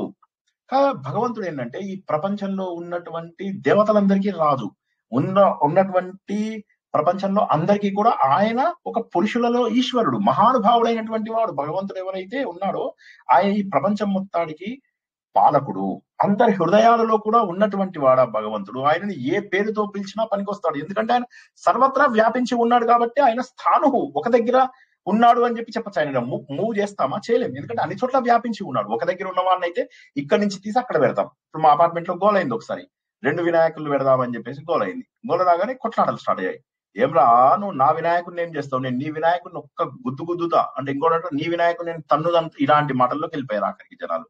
నీ వినాయకుడు నా వినాయకుడు. ఇప్పుడు ఆలోచించండి ఒకసారి, వీళ్ళకి ఏ రకమైన పుణ్యం వస్తుందో ఒక్కసారి ఆలోచించండి. ఇటువంటి హంగులకు ఆర్భాటాలకు, ఎందుకంటే భగవంతుడు అనేవాడు ప్రతి అణువులో వ్యాపించి ఉన్నాడు, ప్రతి అణువు లోపల వ్యాపించి ఉన్నాడు. ఆయన తరగనటువంటి బీజము, శాశ్వతమైనటువంటి నిధి అటువంటి భగవానుడు. ఆయన అందరి యొక్క క్షేమమే కోరాడు, క్షేమం కోరబట్టే నీ పాపాలు నువ్వు అనుభవిస్తున్నావు. ఎందుకంటే నీ లోన్స్ నువ్వు తీర్చుకోకపోతే ఎలాగా? నువ్వు చేసిన తప్పులు ఇవన్నీ, నువ్వు చేసిన తప్పులకి ఏదో ఒక జన్మలో నువ్వు అనుభవించగలవు, అనుభవించి తీరవలసిందే. ఈ చరాచర సృష్టినంతటి కూడా పుట్టించినటువంటి వాడే భగవంతుడు. ఆయన శాంత స్వభావంలోంచి నువ్వు పుట్టావు, నువ్వు శంభుగా ఆయన అందుకోసమే అంటావు. ఆయన లోపల సాధు మనస్తత్వమే శంభుగా ఉన్నాడు. ఎవరో తెలుసా? సూర్యుడు రూపం లోపల నీకు ప్రత్యక్షంగా కనిపించేటటువంటి దేవుడు ఎవరో తెలుసా? ఆయనేనయ్యా నీకు ప్రత్యక్ష దైవం అయినటువంటి వాడు. ఆయనకు స్టార్టింగ్ పాయింట్ ఏది, ఎండింగ్ పాయింట్ ఏది, అలా నువ్వు చూడలేవు. ఓకే, మధ్య పాయింట్ ఏది చూద్దాం. ఇది ఒకసారి బ్రహ్మ మనకు కథల రూపంలో తెలుసుకున్నాం. ఇది ఎందులో తెలుసుకున్నాం చెప్పండి? భగవంతుడి యొక్క ఆది అంతాలు కనుక్కుందామని ఇద్దరు ప్రయత్నం చేస్తారు. ఏ పురాణంలో తెలుసుకున్నాం? అరుణాచల మహత్యం. అరుణాచల మహత్యమే. అది ఏ పురాణం? విష్ణు పురాణం, శివపురాణం. శివపురాణం మనం శివరాత్రి రోజు తెలుసుకున్నాం. అది కథ రూపంలో తెలుసుకున్నాం. ఆ కథ రూపంలో తెలుసుకున్నది ఇక్కడ ఆయన ఏమంటున్నాడు? విష్ణు సహస్రనామం లోపల ఆది అంతాలు లేవు, ఆయనను ఎవడు పుట్టించలేదు, ఆయన తన చైతన్య శక్తితో తను మాత్రమే పుట్టినటువంటి వాడు. ఆయన ఎప్పటికీ తరగని బీజము. ఆయన ఉత్తముడైనటువంటి ధాత, అన్ని ఇచ్చేవాడు. ఈయన మనకేమిచ్చాడు? భూమి ఇచ్చాడు, గాలి ఇచ్చాడు, అన్ని రకాల వస్తువులు మనం ఎలా అయితే బతకాలో అవన్నీ ఇచ్చాడు. ప్రపంచంలో సంపదనంతా నువ్వు ఫ్రీగా తీసుకో అని చెప్పేసి తన విభూతితోటే ఈ ప్రపంచం అంతా కూడా ఉండి, మన ఇంద్రియాలలో కూడా ఆయనే ఉన్నాడు, మన శరీరంలో కూడా ఆయనే ఉన్నాడు. ఆయన ఋషికేశుడుగా ఉన్నాడు. ఆయన ఆనందం కోసమే మనము ఈ సృష్టి లోపల ఉన్నాము. మన ఆనందము ఆయన ఆనందము వేరువేరుగా ఉండదు. ఏదైతే సచ్చిదానందము అని భగవంతుడి యొక్క రూపంగా చెప్తామో ఆ ఆనందమే నువ్వు. ఆయన అందరికీ కూడా దేవుడు. ఆయన అమరులు, రాక్షసులకు, దేవతలకు, మనుషులకు అందరికీ కూడా ఆయన దేవుడు. ఆయన ఎలాంటి వాడంటే నీకు ఒక ఎగ్జాంపుల్ చెప్తా. ఇప్పుడు ఎవరైతే శిల్పులు ఉంటారో అటువంటి శిల్ప ఆయన విశ్వకర్మ లాంటి వాడు, గయుడు లాంటి వాడు. ఎగ్జాంపుల్ కోసం చెప్తున్నా విశ్వకర్మ అని. ఆ విశ్వకర్మని పుట్టించింది కూడా ఆయనే. ఈ చెక్కుతాడు త్వష్ట అని, అది కూడా ఆయనే. నీ ఆలోచనల్లో ఉన్నటువంటి వాడు ఆయనే. ఆయన ఒక వడ్రంగి త్వష్ట అని చెప్పేసి మనం తెలుసుకున్నాం. అందరికీ ఆధారభూతులైనటువంటి వాడు, అందరికంటే సూక్ష్మ రూపంలో ఉంటాడు, అందరికంటే కూడా స్థూల రూపం లోపల కూడా ఉంటాడు. ప్రపంచమంతా కూడా ఆయన చుట్టూ తిరుగుతుంది, ఆయన మాత్రం స్టేబుల్ గా ఒక దగ్గర మాత్రమే ఉంటాడు. అటువంటి భగవంతుడు, అణువణువుగా వ్యాపించి ఉన్నటువంటి భగవంతుడి యొక్క ఉనికిని మనం తెలుసుకోలేకపోతున్నాము. అందరినీ ఆనంద మార్గంలో పెట్టేటటువంటి వాడు ఆ భగవంతుడు. రూపంలో తీసుకుంటావా? శ్రీకృష్ణ భగవానుడి యొక్క రూపాన్ని తీసుకో. ఆయన కళ్ళు ఎర్రగా ఉన్నాయి అంటే ఏంటి? కరుణతో ఉన్నాయి అని చెప్పేసి. అండ్ అవే అవసరం వస్తే కోపంగా కూడా మారిపోతాయి. అటువంటి భగవంతుడు ఆయన ఏంటి? ఇటు సృష్టి ఇటు లయ చేయగలడు. తప్పులు చేసిన వాళ్ళని శిక్షించడము, మంచి చేసిన వాళ్ళని ఆయన రక్షించడము ఆయన యొక్క బేసిక్ నాలెడ్జ్. ఆయన అందరికంటే మొదటివాడు, అందరికంటే శ్రేష్ఠుడు. ఇంకా ఆయన కంటే ముందెవరో ఉన్నారు అని చెప్పలేము. ఎందుకంటే మనం శృతి గీతల్లో కూడా ఏమని తెలుసుకుంటాము? భగవంతుడి కంటే ముందెవరూ లేరు, తర్వాత పుట్టిన వాళ్ళే అందరూ. కాబట్టి భగవంతుని ఎక్స్ప్లెయిన్ చేయాలంటే కేవలం వేదాలు మాత్రమే ఎక్స్ప్లెయిన్ చేస్తాయి. ఇప్పుడు నా గురించి చెప్పాలంటే నా ఫ్రెండ్స్ చెప్పగలరు, ఎందుకంటే నాతో పాటు చదువుకుని నాతో పాటు పెరిగిన, నా తర్వాత పుట్టిన వాళ్ళు నా గురించి ఎంతో కొద్దిగా తెలుసుకున్న వాళ్ళు. కానీ నాతో సమానంగా వచ్చినవి వేదాలు మాత్రమే. ఆ వేదాల యొక్క సంపదే పంచమ వేదమైనటువంటి మహాభారతం. ఆ పంచమ వేదమైనటువంటి మహాభారతం నుంచి వచ్చినటువంటిదే విష్ణు సహస్రనామము. కాబట్టి అటువంటి వాడైనటువంటి వాడు భగవంతుడు. ఈయన భూమి రూపంలో మనందరినీ కూడా ధరించినటువంటి వాడు. భూమి రూపంలో ధరించాడు. ఆయన మనకున్నటువంటి కోరికలు ఏవైతే మధు అనేటటువంటి రూపంలో ఈ ప్రపంచంలో ఉన్న కోరికలు ఉన్నాయో ఇంద్రియాలతోటి వాటన్నిటిని బాబు తెంచుకో, బాబు తెంచుకో, బాబు తెంచుకో అని చెప్పేసి మనకు చేయిస్తూ ఉంటాడు. ప్రపంచంలో ఉన్నటువంటివి కేవలం నువ్వు కొద్దిగా ఎంజాయ్ చేయడానికి ఇచ్చాను, నువ్వు విచ్చలవిడిగా వాడుకోవడానికి ఇవ్వలేదు. ఇప్పుడు మన పిల్లలు అడిగితే ఏం చెప్తాం? కరెక్టే, ఎంజాయ్ చేయడానికి ఇచ్చాడు. ఎంజాయ్ చేయడానికి ఎప్పుడు ఇచ్చాడు? గాలి గనక తీసేస్తే దేవుడు అప్పుడు అర్థమవుతుంది. ఒక రోజు కరెంట్ తీసేస్తే తట్టుకోలేవే, అలాంటిది ఇంత మంచి వెలుతురు ఇచ్చాడు, ఇంత అద్భుతమైనటువంటి ఆక్సిజన్ ఇచ్చాడు. కాబట్టి భగవంతుడి యొక్క శక్తిని, గమనాన్ని మనం గుర్తించుకోకపోవడం వల్లనే కదా ఈ ప్రాబ్లమ్స్ వచ్చాయి. ఎంత తెలివితేటలతో ఇవన్నీ చేశాడు. ఇది మామూలు తెలివితేటలు కాదు, అద్భుతమైనటువంటి మేధాశక్తి ఉన్నటువంటి వాడే ఈ భగవంతుడు. అందరికంటే కూడా ఉన్నతుడైనటువంటి వాడు. ఆయన తత్వం గురించి తెలుసుకోవడం మాటలు కాదు. పరమేశ్వరుడు కేవలం మనుషులకి కాదు, అందరికీ కూడా దేవుడే. అందరికీ ఆయన తండ్రి లాంటి వాడే. నిరంతరము మనము మన సమయాన్ని పోగొట్టుకుంటూ ఉన్నామంతే, మన ప్రాణాలని హరిస్తూ ఉంటాడు ఆయన అంతే. మన లోపల కష్టాలను తీర్చేసేవాడు రుద్రుడు ఆయనే. మనకు ఉన్నటువంటి కష్టాలను తీర్చేది ఆయనే, మన లోపల ఉన్నటువంటి ఆటంకాలను తొలగించేది ఆయనే. అవసరం వస్తే మనం కష్టపెట్టవలసినటువంటి వాడు కూడా ఆయనే. ఆయనకు జన్మ లేదు, స్వతహ సిద్ధుడు. అదే మనకు వస్తుంది. ఆ లక్ష్యం ఏదైతే ఉందో అది నువ్వు కూడా అంతే. నువ్వు ఏదైతే ఒరిజినల్ గా చైతన్య రూపంలో ఉన్నావో నీకు కూడా జన్మ లేదు, కానీ తెలుసుకోవడానికే నువ్వు ప్రయత్నం చెయ్యి. ధర్మ రూపాన్ని నువ్వు గుర్తించాలయ్యా, ధర్మ రూపాన్ని నువ్వు గుర్తించాలి. వసుంధర అని చెప్పేసి అన్నావు, వసువు అంటే గొప్పది అని చెప్పేసి తెలుసుకున్నావు. అష్ట వసువులలో ఉన్నటువంటి గొప్ప శక్తి ఐశ్వర్యవంతుడు భగవంతుడు. మంచి మనస్సున్నటువంటి వాడు, గొప్ప వసు మనహ అంటే గొప్ప మనస్సున్నటువంటి ఇదన్నమాట ఆయన. అందుకోసమే ఆయన ఏం చేశాడు? మన కష్టాలన్నీ తొలగించడానికి, మన యొక్క కష్టాలు అనుభవిస్తూ కూడా మనం వాటిని ఫీల్ అవ్వకుండా ఉండడానికి ఆయన శక్తి సరిపోతుంది. కాబట్టి ఆయన ఆధ్వర్యంలోనే ఈ ప్రపంచమంతా నడిపిస్తుంది. అధర్మాన్ని తొలగించుకో, ధర్మాన్ని మాత్రమే పాటించు అని చెప్పి చెప్తాడు. తనే మంచి పనులన్నీ ముందుండి చేయిస్తాడు. భగవంతుడు అనేటటువంటి భావన కూడా ఒక్కొక్కసారి భగవంతుడే కొంతమంది లోపల కలిగిస్తాడు. అందరికీ అది రాకపోయినా అది స్వతహాగా కొంతమందికి వస్తుంది, పూర్వజన్మ సుకృతం వల్ల. కొంతమందికి మాత్రము ఈ జన్మలో చేసుకున్నటువంటి సాధన వల్ల తెప్పిస్తాడు. ఒకసారి వచ్చిన తర్వాత దానికి తగ్గటువంటివే నీకు కనిపిస్తూ ఉంటాయి. నువ్వు ఏదైతే వెతుకుతూ ఉంటావో దానికి సంబంధించినటువంటి విషయాలే నీకు కనిపిస్తూ ఉంటాయి. అలాగా మన అందరి పుట్టలు ఆయనవే. బహుశిరా బబ్రు, మన అనేక రకమైనటువంటి శిరములు కలిగినటువంటి వాడు ఆయన. అనేక రకమైనటువంటి శిరలు. మనమందరము కూడా ఆయన తలలే, మన అందరి చేతులు కూడా ఆయన చేతులే, మన అందరి పుట్టలు కూడా ఆయన పుట్టలే. దానికి మనం ఏమని తెలుసుకున్నాము? ఎవడి పుట్ట కొట్టినా దేవుడు పుట్ట కొట్టినట్టే, ఎవడి పుట్ట పెట్టినా దేవుడికి పెట్టినట్టే. అది అర్థం చేసుకో. అందరిలో ఉన్నటువంటి ఆ చైతన్య రూపాన్ని అర్థం చేసుకో. శాశ్వతంగా స్థాన రూపంలో ప్రపంచమంతా వ్యాపించి ఉన్నటువంటి భగవంతుని తెలుసుకోవడమే మన నిజ జీవితం లోపల ఉన్నటువంటిది. ఆయనకు పక్షపాతం లేదు, వీడు నాకు ఎక్కువ వాడు. ఇది మనం భగవద్గీతలో కూడా తెలుసుకున్నాం. ఆయనకి ఏ విధమైనటువంటి పక్షపాతం లేదు. అందరికీ కూడా ఆయన భక్తసులభుడే. సూర్యకిరణాలు ఏ విధంగా ప్రతి చోటకి చొచ్చుకొని పోతాయో ఆయన కరుణ అందరి మీద ఉంటుంది. కానీ మనం దాన్ని గుర్తించే స్టేజ్ లోపల లేము. వాడికి ఎక్కువ లాభం చేశాడు, నాకు తక్కువ లాభం చేశాడు, నా కర్మ ఎందుకు ఇలా కాలిపోయింది అని ఇవన్నీ నిన్న తెలుసుకున్నాం. దానికి కారణం ఏంటంటే మనలో ఉన్నటువంటి గుణములు మాత్రమే. ఆయన ఎవడు? జనార్దనుడు. మనకు ఇటు దుష్ట శిక్షణ, అటు శిష్ట రక్షణ చేసేటటువంటి వాడు. మనకు కష్టాలను ఇస్తాడు, కష్టాలను తీసేస్తాడు కూడా. ఆయన యొక్క సైన్యం మనం అందరము. ఈ ప్రపంచంలో ఆయన ఒక ధర్మం అనే దారి చూపిస్తే ఆయన వెనకాల సైన్యం లాగా మనం అందరం వెళ్తున్నాం. ఎందుకంటే ఆయన చూపిన దారిలోనే వెళ్ళాలి, భగవంతుడు చూపిన దారిలోనే వెళ్ళాలి. ఇవన్నీ ఎక్కడ తెలుసుకున్నాం మనం? వేదంలో తెలుసుకున్నాము. అటువంటి భగవంతుడు ఎవరు? వేద స్వరూపుడు, వేద వేద్యుడు. తనే వేదము, వేదాల యొక్క అంగాలు తనే. ఈ వేదాలను పరిశోధన చేసినటువంటి వ్యక్తి ఆయననే. వేదాల యొక్క వివిధ అంగాలు, ఉపవేదాలు ఇవన్నీ కూడా ఆయననే. ఆయన ఈ ప్రపంచాన్నంతా కూడా తన ఆలోచన ద్వారా సృష్టించినటువంటి క్రాంతికర్త అయినటువంటి కవి. అటువంటి వాడు ఈ భగవంతుడు అనే విషయాలు ఇప్పటి వరకు మనం తెలుసుకున్నాము. ఒక్కసారి అర్థం కాని వాళ్ళు ఎవరైనా అడుగుతారా? నచ్చిందా ఈ క్విక్ రివ్యూ? చాలా బాగుంది సార్, చాలా బాగుంది. చాలా బాగుంది, చాలా చాలా బాగా చెప్పినారు సార్.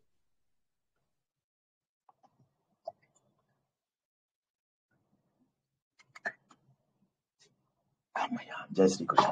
ఇప్పుడు మనం గుర్తించాల్సింది ఏంటంటే మనలో చైతన్యం ఆ భగవంతుడు. ఆది అంతాలు లేనటువంటి వాడు భగవంతుడు. దుష్ట శిక్షణ, శిష్ట రక్షణ చేసేవాడు భగవంతుడు. సూక్ష్మంగా ఉంటాడు, స్థూలంగా ఉంటాడు, అందరి హృదయాల్లో ఉన్నాడు. సర్వాంతర్యామి అయినటువంటి ఆ భగవంతుడు ఆయన ఎవరో తెలుసా? లోకాధ్యక్ష, సురాధ్యక్ష అనేవైతే మనం తెలుసుకుంటామో లోకాలకు అధ్యక్షుడు ఆయన. ఈ లోకాలు ఏవైతే మనకు కనిపిస్తూ ఉన్నాయో వీటన్నిటికీ కూడా ఎవరు అధ్యక్షుడు? మనకు భగవంతుడే అధ్యక్షుడు. ఆయన తప్ప ఇంకా మరి ఎవ్వరూ లేరు ఇక్కడ భగవంతుడు తప్ప మరి ఎవ్వరూ లేరు మనకు. ఏమిటి లోకాధ్యక్ష అంటే? ఆయన పుట్టించినటువంటి ఈ లోకాలు, లోకంబులు లోకేశులు అని అంటారు కదా, ఈ లోకములన్నిటికీ కూడా ఆయన అధ్యక్షుడు, ప్రెసిడెంట్. మనము మన దేశానికి ఎట్లా అయితే ప్రెసిడెంట్ అనుకుంటున్నామో ఆ విధంగా ప్రపంచం అంతటికి కూడా అధిపతి ఆయననే. ఈ లోకంలో గొప్ప వాళ్ళు ఎవరు? దేవతలు. ఎవరో మాట్లాడుతున్నారండి. సో అమ్మ సూర్యప్రభ, సత్యప్రభ గారు ఒక్కసారి మ్యూట్ లో పెట్టుకోండి అమ్మా. వీడియో తీసేసి మ్యూట్ లో పెట్టుకోండి సత్యప్రభ గారు. Thank you. వీడియో కూడా తీసేసేయండి, మీ వీడియో తీసేసేయండి, మీ వీడియో స్విచ్ ఆఫ్ చేసుకోండి. సో ఆయన అందరిలోకి గొప్ప వాళ్ళు ఎవరు? దేవుళ్ళు. ఆ దేవుళ్ళలోకి గొప్ప దేవుడినా? ఎందుకంటే దేవతలందరినీ పుట్టించింది ఈయనే. మళ్ళీ ఒక్కసారి వెనక్కి వెళ్దాం. ఒకే ఒక రూపం, శక్తి అనేటటువంటిది ఒక రూపం ఉంది. అప్పుడు ఆయన ఏం చేశాడు? ఈ 14 లోకాలని తనలోంచే పుట్టించాడు. 14 లోకాలలో ఉన్న దేవతలందరినీ తనలోంచే పుట్టించాడు. వారినే వివిధ పనులు చేయమని చెప్పి నియమించాడు. వరుణ దేవుడికేమో తనలోంచి ఒక అంశగా తయారు చేసి అది వర్షం కురిసేలాగా, అగ్నిదేవుడికేమో అగ్ని వచ్చేలాగాను, వాయుదేవుడికి వాయువునిచ్చేలాగాను, ఇంద్రుడికేమో ఇంద్రియాల శక్తిగాను, దిక్కులు దేవతలకేమో దిక్కులకి ఈ చెవుల రూపం లోపల, ముక్కులో నుంచేమో అశ్విని దేవతలు, నాలికలోంచేమో వరుణుడు అగ్ని అని చెప్పేసి మనం తెలుసుకున్నాము. ఇవి రెండు దివారాత్రులు, సూర్య చంద్రుడు అని చెప్పేసి తెలుసుకున్నాము. ఇలాగ ఏం చేశాడు? తన శరీరంలోంచే వివిధ దేవతలను పుట్టించాడు. ఎవరైతే మన శరీరంలో ప్రతి అవయవానికి అధిపతి అని చెప్పేసి మనం లలిత సహస్రనామంలో ప్రతి వస్తువు కూడా, మన శరీరంలో ప్రతి విషయము కూడా ఒక దేవత ఉంటాడు మనకు. ఇప్పుడు అంగన్యాస కరన్యాసాలు ఎందుకు చేస్తారు? ఇక్కడ మనం వాళ్ళని ప్రతిష్ఠించుకుంటాం. ఇక్కడ ఎక్కువ శక్తి ఉంటుంది, ఇక్కడ ఎక్కువ శక్తి ఉంటుంది. వీటిని పవర్ హౌసెస్ అంటారని చెప్పి తెలుసుకున్నాం. మన శరీరంలో ఎన్ని పవర్ హౌసెస్ ఉంటాయని చెప్పని ఎవరైనా చెప్పండి. లెక్కలేని ఉంటాయి, కానీ ఎన్ని ఉంటాయో చెప్పండి ఎవరికైనా తెలిసిన వాళ్ళు, ఇంతకుముందు క్లాస్ విన్న వాళ్ళు. Wake up wake up. 72 sir power houses. 115 power houses important ఉంటాయి. ఈ 115 పవర్ హౌసెస్ లో ఈ 6 చక్రాలు ప్లస్ సహస్రామ 7 ఏవైతే ఉన్నాయో సూపర్ పవర్ చక్రాలు. ఇవి కాక మన శరీరంలో ప్రతి భాగానికి ఒక దేవత, ఒక అధిదేవత ఉంటాడు. చౌషట్ యోగిని అని తెలుసుకున్నాం. 64 మంది దేవతలు మన శరీరంలో చర్మము, మాంసము, రక్తము, మేధ, మజ్జ, శుక్లము వీటన్నిటిలో ఉంది. ఇలా ప్రతి అణువణువున ఒక దేవుడు ఉంటాడు. వీళ్ళందరికీ కూడా సుర అధ్యక్ష. సుర అంటే దేవతలు. ఈ దేవతలందరికీ అధ్యక్షుడు. అంటే మన శరీరంలో ఎంతో మంది దేవతల రూపంలో ఉన్నటువంటి ఒకే ఒక పెద్ద దేవుడు ఆయన. ఆయన యొక్క శక్తే చెవులలో వినిపించే శక్తిగాను, కళ్ళల్లో చూసే శక్తిగాను, నోట్లో మాట్లాడే శక్తిగాను, ఇంద్రియాలలో ఇంద్రుడి శక్తిగాను. ఇలా ఎన్ని శక్తులు సార్? శక్తులు ఎన్ని అన్నారు sir? Power houses 115 important. So అటువంటి వాడాయన. మరి ఆయన పర్పస్ ఏంటంటే ధర్మ అధ్యక్షుడు. ఇక్కడ మనం మళ్ళీ ఆగాలి. సార్ ధర్మబద్ధమైన జీవితం ఎందుకు కావాలి అని పిల్లలు కానీ వీళ్ళు కానీ వాళ్ళు కానీ అడుగుతారు కదా. ధర్మంలో ఆనందం ఉంటుంది. ధర్మం ఉన్న వాడికి ఏమవుతుందంటే విజయం. ఇప్పుడు అర్జునుడు ఉన్నాడు. అర్జునుడు ఆనందంగానే ఉందాం అనుకున్నాడు, కానీ యుద్ధం చేసిన తర్వాత కూడా ఆనందంగా లేడు. విపరీతమైన బాధ. మరి ఆనందంగా ఉండాలని మన పిల్లలు కాదు అందరూ అనుకున్నారు. పాపం అర్జునుడు అనుకోలేదా? లేకపోతే ద్రౌపదీదేవి అనుకోలేదా? మరి ఎందుకు వాళ్ళు ఆనందంగా ఉండలేకపోయారు? ఎందుకోసం అంటే నువ్వు ఆనందంగా ఉండడానికి పుట్టలేదు, ధర్మాన్ని ఆచరించడానికి పుట్టావు. భగవంతుడిని ఎప్పుడైతే ఆశ్రయిస్తావో అప్పుడు నీ కష్టాలన్నీ దూరం అయిపోతాయి. మళ్ళీ ఒకసారి వినండి, జాగ్రత్తగా చెప్తా. మనం పుట్టడానికి కారణం ఏంటంటే ధర్మబద్ధమైన జీవితం. ధర్మబద్ధమైనటువంటి జీవితంలో ఏమవుతుందంటే ఆనందం దొరుకుతుంది. ఆనందం దొరికినప్పుడు ఏమవుతుంది? ఇప్పుడు దేవుడి యొక్క దర్శనానికి వెళ్తాం. అది పుణ్యమా పాపమా ఇవన్నీ పక్కన పెట్టేసేయండి. మనస్ఫూర్తిగా దర్శనం చేసుకుని వచ్చిన తర్వాత లైన్ లో వీళ్ళు తోశారు, వాళ్ళు తోశారు, ఇన్ని కష్టాలు పడి ఇన్ని చేసి బయటకు వచ్చిన తర్వాత ఎంత ఆనందంగా ఉంటాం మనం. దానికి కారణం ఏమిటంటే మనలో ఒక వస్తువు ఏదో ఆనందంగా ఉంది. అదే భగవంతుడు. మనలో ఒక చైతన్యము ఆనందపడింది, తన యొక్క అసలు రూపాన్ని చూసుకుని ఆనందపడింది. అదన్నమాట. కాబట్టి భగవంతుడు ధర్మస్వరూపుడు. ధర్మానికి, న్యాయానికి, నీతికి ఆయన అధ్యక్షుడు. అంటే ఏంటి? ఆయననే ధర్మాన్ని పరిరక్షిస్తాడు, ఆయననే ధర్మాన్ని నియంత్రిస్తాడు. యమము చేసేది ఆయనే, నియమం చేసేది ఆయనే అన్నమాట. ఒక రకంగా చెప్పాలి అంటే ధర్మాధ్యక్ష అంటే. సో లోకాధ్యక్ష, సురాధ్యక్ష, ధర్మాధ్యక్ష, కృత అకృత. కృతం అంటే చేసేది, అకృతం అంటే చేయకూడనివి. అంటే చేసేవి కొన్ని ఉన్నాయి, చేయకూడనివి కొన్ని ఉన్నాయి. ఏంటి చేయకూడనివి ఏమిటి, చేసేవి ఏమిటి? ఏమిటిదంతా హడావిడి చెప్పండి ఒక్కసారి, ఎవరైనా చెప్పండి. కృతం ఏంటి, అకృతం ఏంటి? చేసే పనులు సార్. చేయకూడని పనులు, చేయవలసిన పనులు. ధర్మబద్ధంగా చేసే పనులు, కార్యాలు ఆయనే అంటే అధర్మంగా చేసేవన్నీ ఆయన అని ఇక్కడ మీనింగ్ వస్తుందా? అది కాదు. లేదు లేదు. అకృతం అంటే ఏంటంటే చెయ్యంది కూడా ఆయనే. భగవంతుడు మనకు భగవద్గీతలో మళ్ళీ ఏం చెప్పాడు? ఒకసారి భగవద్గీతకి వెళ్ళిపోదాం. వీళ్ళు అందులో ఏమంటాడు? ఇవన్నీ నేను ఊరికే చూస్తున్నాను, నాకేమీ అంటవు, ఎందుకంటే నేను ఇవన్నీ చేయడం లేదు అంటాడు ఆయన. అందరి శరీరాలలో ఉన్నప్పటికీ కూడా ఇవేవి నాకు అంటవు. ఏ విధంగానైతే సూర్యుడి యొక్క నీడ వెలుతురుని నేను నీళ్ళలో చూశాను, సూర్యుడికి తడి తగులుతుందా? తగలదు. అదే విధంగా భగవంతుడు చెయ్యకపోయినా చేసినా కూడా చెయ్యనట్టే లెక్క. సో భగవంతుడు చేస్తున్నాడు, చేయడం లేదు. మన శరీరంలో శక్తి రూపంలో ఉండి మనతో జయిస్తున్నాడు, కానీ ఇవేవి భగవంతుడికి అంటవు. కాబట్టి భగవంతుడు చేయనట్టే లెక్క. భగవంతుడు చేస్తున్నాడు, భగవంతుడు చెయ్యడు అని ఒక మీనింగ్. అండ్ భూత భవిష్యత్ వర్తమాన కాలాలకి కూడా అతీతుడు అన్నటువంటి విషయం మనం ఇక్కడ తెలుసుకోవచ్చు. ఇక నెక్స్ట్ చతుర్ ఆత్మ. ఇది కొద్దిగా ఎక్కువ ఇది కావాల్సి వస్తుంది. చతుర్ ఆత్మ అనేది ఏంటంటే 4 రకాల ఆత్మ స్వరూపాలు అని. ఏంటండి 4 రకాల ఆత్మలు? ఆత్మ అంటే స్వరూపము అని లెక్క, 4 రకాల రూపాలు అని లెక్క. ఇక్కడ 4 రకాల స్వరూపాలను కలిగి ఉన్నటువంటి వాడు భగవంతుడు. 4 రకాల విభూతులను కూడా కలిగి ఉన్నటువంటి వాడు. విభూతి అంటే విశిష్టంగా ఆయన కనిపించేది అని ఒక అర్థం. ఇంకొక అర్థం ఏంటంటే ఇది అందరికీ తెలిసినటువంటిదే, నేను ఊరికే చెప్తున్నాను. విభూతులలో 4 రకాలు ఉంటాయి. రాసుకునే వాళ్ళు రాసుకోండి, లేకపోతే అర్థం చేసుకునే వాళ్ళు చేసుకోండి. శ్రీ విభూతి అంటారు. శ్రీ విభూతి అంటే శివుణ్ణి పూజించేటప్పుడు ఉపయోగించేటటువంటి బూడిదను శ్రీ విభూతి అంటారు. తిరుమణి విభూతి అంటారు. తిరుమణి విభూతి అంటే విష్ణుమూర్తిని పూజించేటప్పుడు వచ్చినటువంటి విభూతిని తిరుమణి విభూతి అంటారు. బసవేశ్వర విభూతి అంటారు. బసవేశ్వరుడి యొక్క పూజ చేస్తున్నప్పుడు వచ్చేటటువంటి విభూతి పూజ. గురువుల పాదాలు మనం పూజ చేస్తున్నప్పుడు వచ్చేటటువంటి విభూతిని దాన్ని గురుచరణ విభూతి అంటారు. ఈ 4 రకాల విభూతులు కూడా భగవంతుడివే. అంటే నువ్వు ఏ రూపంలో పూజించినా కూడా చివరికి మిగిలేది ఏంటంటే విభూతి రూపంలో. విభూతి తప్ప ప్రపంచంలో మరేదీ లేదు. విభూతి ఎందుకు ధారణ చేస్తాము? ఎందుకంటే అన్నిటి తర్వాత మిగిలేది అదే అని చెప్పడానికి. విష్ణు రూపంలో చెప్పినా అదే, శివుడి రూపంలో చెప్పినా అదే, బసవేశ్వరుడు అని ఒక స్పెషల్ క్యారెక్టరిస్టిక్ గా చెప్పినా శివుడి రూపంలో అదే, ఆఖరికి ఒక గురువు రూపంలో చెప్పినా కూడా అదే. ఏమిటి బాబు, నువ్వు చివరికి బూడిద రూపంలో వెళ్ళిపోవాలి. ఏదైతే శరీరం అని చెప్పి గర్వపడుతున్నావో ఈ శరీరాన్ని వదిలేయాలి.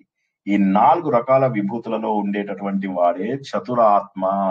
సార్ ఇంకా ఏంటి సార్ చతురాత్మ అంటే? చతుర్ అనే దానికి 4 అనేది. ఆత్మ అంటే ఏమిటి? ఈయన డిఫరెంట్ రూపాలలో కనిపిస్తాడు. ఒకటేమో సృష్టి రూపంలో ఈయనే, స్థితి రూపంలో ఈయనే పోషించేవాడు, లయ రూపంలో కలిపేసుకుంటాడు.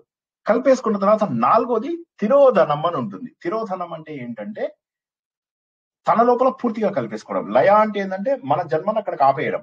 ఇది మనము తిరోధనం అనేటటువంటిది ఇందులో తెలుసుకున్నాం. ఏది మనము లలిత సహస్రనామంలో తెలుసుకున్నాం. తిరోధనం లోపల ఏమవుతుందంటే భగవంతుడు తన లోపల కల్పమంతా అయిపోయిన తర్వాత తన లోపల మనందరినీ స్టోర్ చేసుకుంటాడు. ఇప్పుడు మామూలుగా మనకి ఏమవుతుంది, ఒక ప్రళయాలు ఎన్ని రకాలు? ఒక్కసారి ఇది కొద్దిగా కష్టమైనది, కొద్దిగా అర్థం చేసుకోవడానికి ప్రయత్నం చేయండి. ప్రళయాల లోపల నిత్య ప్రళయం, నైమిత్తిక ప్రళయము. ఓకే, నిత్య ప్రళయం అంటే ప్రతిరోజు మనం చనిపోయి లేస్తాం అనుకున్నాం కదా, దాన్ని నిత్య ప్రళయం అంటారు. నైమిత్తిక ప్రళయం అంటే ఏంటంటే సరే మన 100 ఏళ్ళు అయిపోయిన తర్వాత, బ్రహ్మదేవుడికి 100 ఏళ్ళు అయిపోయిన తర్వాత బ్రహ్మదేవుడు వెళ్ళిపోతాడు. అప్పుడు ఎక్కడ ఉంటాం మనం? దాన్ని తిరోధనం అంటారు. అర్థమైందా? బ్రహ్మదేవుడికి కూడా 100 ఏళ్ళు, బ్రహ్మదేవుడికి కూడా 100 years ఉంటుంది. ఆ విషయం అందరికీ తెలుసు కదా. ఆ 100 years తర్వాత ఎక్కడ ఉంటాం మనం? అప్పుడు పరబ్రహ్మ స్వరూపంలో మనం దాగి ఉంటాము. పరబ్రహ్మ ఉండి మళ్ళీ కొత్త బ్రహ్మకు హ్యాండ్ ఓవర్ చేసేదాకా ఆయన ఉంచుకుంటాడు. అర్థమైందా ఈ విషయం? అర్థం కాకపోతే అడగండి, మొహమాటం లేకుండా అడగండి. చాలా ఇంట్రెస్టింగ్ గా ఉంది సార్ ఇది వినడానికి. Very very interesting. పూర్ణ కుంభం అంటారు కదా సార్. 100 years తర్వాత సార్ ఏంటి సార్? బ్రహ్మదేవుడికి వయసు ఉంటుందని తెలుసా మీకు? బ్రహ్మదేవుడికి ఇప్పుడు అద్యత్ బ్రహ్మణ ద్వితీయ పరార్థే అని అంటాము, అవునా? అద్య బ్రహ్మణ అంటే, అద్య అంటే ఇప్పటి, బ్రహ్మణ అంటే బ్రహ్మదేవుడి యొక్క, ద్వితీయ పరార్థే అంటే 50 ఏళ్ల తర్వాత, 50 ఏళ్లు దాటినటువంటి ఇప్పుడున్న బ్రహ్మ యొక్క 51వ సంవత్సరంలో, 52వ సంవత్సరంలో అని చెప్పి మీనింగ్ అనమాట. అద్య బ్రహ్మణ ద్వితీయ పరార్థే అని అంటే ఈ బ్రహ్మదేవుడికి ఇప్పుడు 50 ఏళ్ల ప్లస్ ఉన్నాయి. నా ఏజ్ వాడు, ఇప్పుడు బ్రహ్మదేవుడు నా ఏజ్ వాడు. ఓకేనా? మళ్ళీ నా ఏజ్ అని ఎందుకు చెప్పానంటే, నేను నా గడ్డంతో మీరు అందరూ ఈ మధ్య 70 ఏళ్ళ సార్ మీకు 75 అని అడుగుతున్నారు. అందుకోసం నేను కావాలని మాటకి నా ఏజ్ చెప్తున్నా. లేదు, నేను 50 నుంచి 55 మధ్యలో ఉంటాను అని చెప్పేసి చెప్తున్నా. సో అదేనమాట అసలు కారణం. సో బ్రహ్మదేవుడు నా ఏజ్ వాడు అన్నమాట. సో అయితే ఆయనకి 100 ఏళ్ళు అయిపోయిన తర్వాత ఆయన వెళ్ళిపోయి కొత్త బ్రహ్మ వస్తాడు. మనకు తెలిసినట్టుగా భవిష్యత్ బ్రహ్మగా మనకు ఆంజనేయ స్వామి వస్తాడు అన్న విషయాన్ని మనం ఇంతకు ముందు తెలుసుకున్నాం. ఇప్పుడు మనకు వచ్చే ఫ్యూచర్ బ్రహ్మ ఆంజనేయ స్వామి అన్నమాట. Very good. సో మనం కూడా బ్రహ్మదేవులం అవ్వచ్చు. భగవంతుడిలో ఉన్నటువంటి ఒక్కొక్క అంశ మనము తీసుకోగలుగుతాము. మరి ఏం జరుగుతుంది అసలు? ప్రళయాలు ఎన్ని రకాలు, ఇవి భగవంతుడు ఏం చేస్తాడు? ముందుగా ప్రతిరోజు మనం పడుకుంటాం. ఒకసారి జాగ్రత్తగా వినండి. అర్థం కాని వాళ్ళు మొహమాటం లేకుండా అడగండి. ఇది చిన్న ప్రశ్న అడిగితే ఏమనుకో అడగకండి. అడగకుండా ఉంటారా? సార్ మీరు విసుక్కుంటే మీరు అడగకుండా ఉంటారా? అలా కాదు, మీరు తెలుసుకోవాలి. అది తెలుసుకోవాల్సిందే, ఖచ్చితంగా తెలుసుకోవాలి. అయినా నేను విసుక్కోను, చాలా ప్రేమగా ఉంటాను. బట్ ఎప్పుడైనా విసుక్కున్నా కూడా మీరు అర్థం చేసుకోవాలి ఏంటంటే ఈ పాయింట్ చాలా ఇంపార్టెంట్ అది. కాబట్టి మొహమాటం లేకుండా అడగండి ఏదన్నా. ఏం తెలుసుకుంటున్నాం మనము? ప్రళయాలు 4 రకాలు అని చెప్పి తెలుసుకుంటున్నాం. మొదటి ప్రళయం ఏంటి? నిత్య ప్రళయం. నిత్య ప్రళయం అంటే ఏమవుతుంది? ప్రతిరోజు కూడా మనం రాత్రి డీప్ స్లీప్ లోకి వెళ్ళిపోయినప్పుడు శరీరాన్ని కొంతవరకు వదిలేస్తాం. వదిలేసి మళ్ళీ మనకు ఆయుష్ ఉన్నట్లయితే ఈ శరీరంలో ప్రవేశిస్తాము, ఆయుష్ లేకపోతే కొత్త శరీరంలో ప్రవేశిస్తాము. అప్పుడు ఈ శరీరాన్ని ఏం చేస్తారు? అరే తీసి బయట పారేయండి అంటారు. బయట పారేస్తారు. అందరూ వస్తారు, తొందరగా ఇంకా గంట లోపల దీని ముందు ఫినిష్ చేసేద్దాం అనుకుంటారు, లేకపోతే కుళ్ళిపోతుంది అంటారు. ఇదవుతుంది. సో మా చుట్టాలు ఒకళ్ళు అనమాట, మా తాతగారిది అక్కడ బయట బాడీని పెట్టినప్పుడు నేను ఎండలో ఉందని చెప్పి దానికి ఏదో గొడుగు పడుతుంటే ఒక ఆవిడ వచ్చింది, మా చుట్టం వచ్చేసి శవానికి ఎండేంది నీడేంటి అని అంది. సో ఒక్కసారి గుర్తుంచుకోండి, ఈ శరీరానికి ఇచ్చే విలువ శాశ్వతం కాదు అని చెప్పి. ఇటువంటి మాటల ద్వారా అయినా మీకు తెలియదా? బయట జనాలను చూసినప్పుడైనా మనం అశాశ్వతం అన్న విషయాన్ని గుర్తించలేరా? ఆలోచించండి ఒకసారి. కాబట్టి అది గుర్తించాలి మనము. సో ప్రతిరోజు రాత్రి మనం ఎప్పుడైతే పడుకుంటామో దాన్ని నిత్య ప్రళయం అంటారు. అందుకే పొద్దున్న లేవగానే ఏం చేయాలి? ముందు అంతా శరీరాన్ని శుభ్రం చేసుకుని అప్పుడు మిగతా పనులు మొదలెట్టాలి. వంట చేసినా ఇంకేదన్నా చేసినా, లేకపోతే ఏమవుతుంది? మైలలో చేసినట్టే లెక్క. రెండవది నైమిత్తిక ప్రళయం. నైమిత్తిక ప్రళయం అంటే ఏంటంటే మనకు 100 ఏళ్ళు ముగిసిపోయిన తర్వాత ఒక ప్రళయము. రెండవది బ్రహ్మదేవుడు ప్రతిరోజు రాత్రి పడుకుంటాడు. ప్రతిరోజు బ్రహ్మకు కూడా ఒక రోజు ఉంటుంది కదా, ఒక రోజు ఒక రాత్రి. ఒక రోజు అంటే ఒక పగలు ఒక రాత్రి. పగలు పూట ఆయన సృష్టి చేస్తాడు, రాత్రి అయ్యేసరికి ఆయన నిద్రపోతాడు. నిద్రపోయినప్పుడు ఏమవుతుందంటే ఒక ప్రళయం వస్తుంది. ఆ ప్రళయం లోపల ఏమవుతుందంటే బ్రహ్మదేవుడు బతికే ఉన్నాడు, కానీ మనమందరము బ్రహ్మదేవుడి స్వప్నంలోకి వెళ్ళిపోయి దాక్కుంటాం. అప్పుడు అందరం కూడా బ్రహ్మదేవుడిలో సూక్ష్మ రూపంలో ఉన్నాము, అందరము నిద్రావస్థలో ఉన్నాము, నిద్రాణమై ఉన్నాము. ఇది ఇంతకుముందు తెలుసుకున్నదే, కొత్త వాళ్ళు ఎవరైనా ఉన్నారేమో అని చెప్పి చెప్తున్నాను అన్నమాట. నిద్రాణమై ఉంటాము. దీన్ని నైమిత్తిక ప్రళయం అంటారు. ఒక్కసారి రెండో అర్థం కాని వాళ్ళు చెప్పండి, ఎందుకంటే మూడోది నాలుగోది కష్టమైనవి. అడగండి అమ్మా, సరే ఎవరైనా సరే అడగండి, అర్థం కాని వాళ్ళు అడగండి, మొహమాటం లేకుండా. లాస్ట్ 2 ప్రళయాల గురించి చెప్పండి సార్, అవి ఎలా? అది ఎలా చెప్తాను. సెకండ్ కొంచెం డౌట్ గా ఉంది. సెకండ్ దాంట్లో బ్రహ్మదేవుడు కూడా 1 డే అని ఉంటుంది కదా. మనకి ఎలా అయితే 1 డే ఉంటుందో బ్రహ్మదేవుడు కూడా 1 డే ఉంటుంది కదా. బ్రహ్మదేవుడి యొక్క 1 డేని ఏమంటారు అంటే 1000 మహాయుగాలు అంటారు. 1000 మహాయుగాలు ప్లస్ 1000 మహాయుగాలు 2000 మహాయుగాలు అయిపోయిన తర్వాత బ్రహ్మదేవుడు మళ్ళీ కొత్త సృష్టి. ఇది ఒక రోజు అయిపోయినట్టు బ్రహ్మదేవుడికి. 1000 మహాయుగాలు అయిన తర్వాత ఆయన నిద్రపోతాడు. 1000 మహాయుగాలు నిద్రపోతాడు. ఒక్కొక్క యుగము ఎంత మనకు తెలుసు. కృతయుగం 4 లక్షలు, మనం కృతయుగంలో 17 లక్షల నుంచి మొదలెట్టి ఇలా మనకు తెలుసా? లేకపోతే అది కూడా చెప్పమంటే చెప్తాను డీటెయిల్ గా చెప్పనా? సరే ఇవాళ ఇక్కడ 4 లక్షలు, 8 లక్షలు, 16 లక్షలు, 32 లక్షలు, మొత్తం అంతా 54, 47 ఏదో వస్తుంది సార్. నన్ను చెప్పనియండి.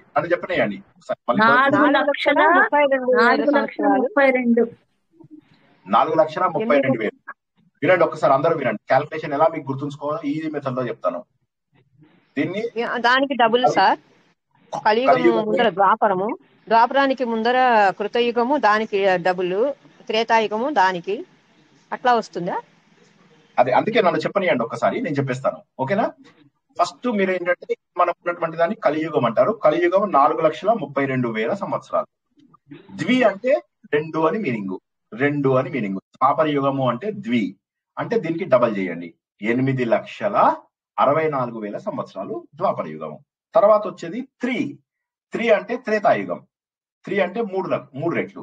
4,32,000 multiplied by 3 that is equal to 12,32,000 మూల 30 మూల 90 2 మూల 6 12,96,000 సంవత్సరాలు త్రేతాయుగము. తర్వాత సత్యయుగము 4 రెట్లు ఉంటుంది. అంటే ఎంత? 17,28,000 సంవత్సరాలు ఉంటుంది. ఇవి 4ని కలుపుకుంటే 43,20,000 ఎంతో అవుతుంది. దీన్ని ఏమంటారంటే ఒక్క మహాయుగం అంటారు. ఇటువంటి మహాయుగాలు 1000 అయితే బ్రహ్మదేవుడికి ఒక డే టైం, పగలైపోగానే ఆయన నిద్రపోతాడు. నిద్ర వస్తుందిరా, మస్తు నిద్ర వస్తుంది. ఇప్పుడు మీరు అందరూ ఏదైతే అవస్థలో ఉన్నారో దాన్ని ఆయన అనుభవించేదాన్ని నిద్రావస్థ అంటారు. ఓకే, అదన్నమాట. సో అవస్థ అంటే ఏంటి?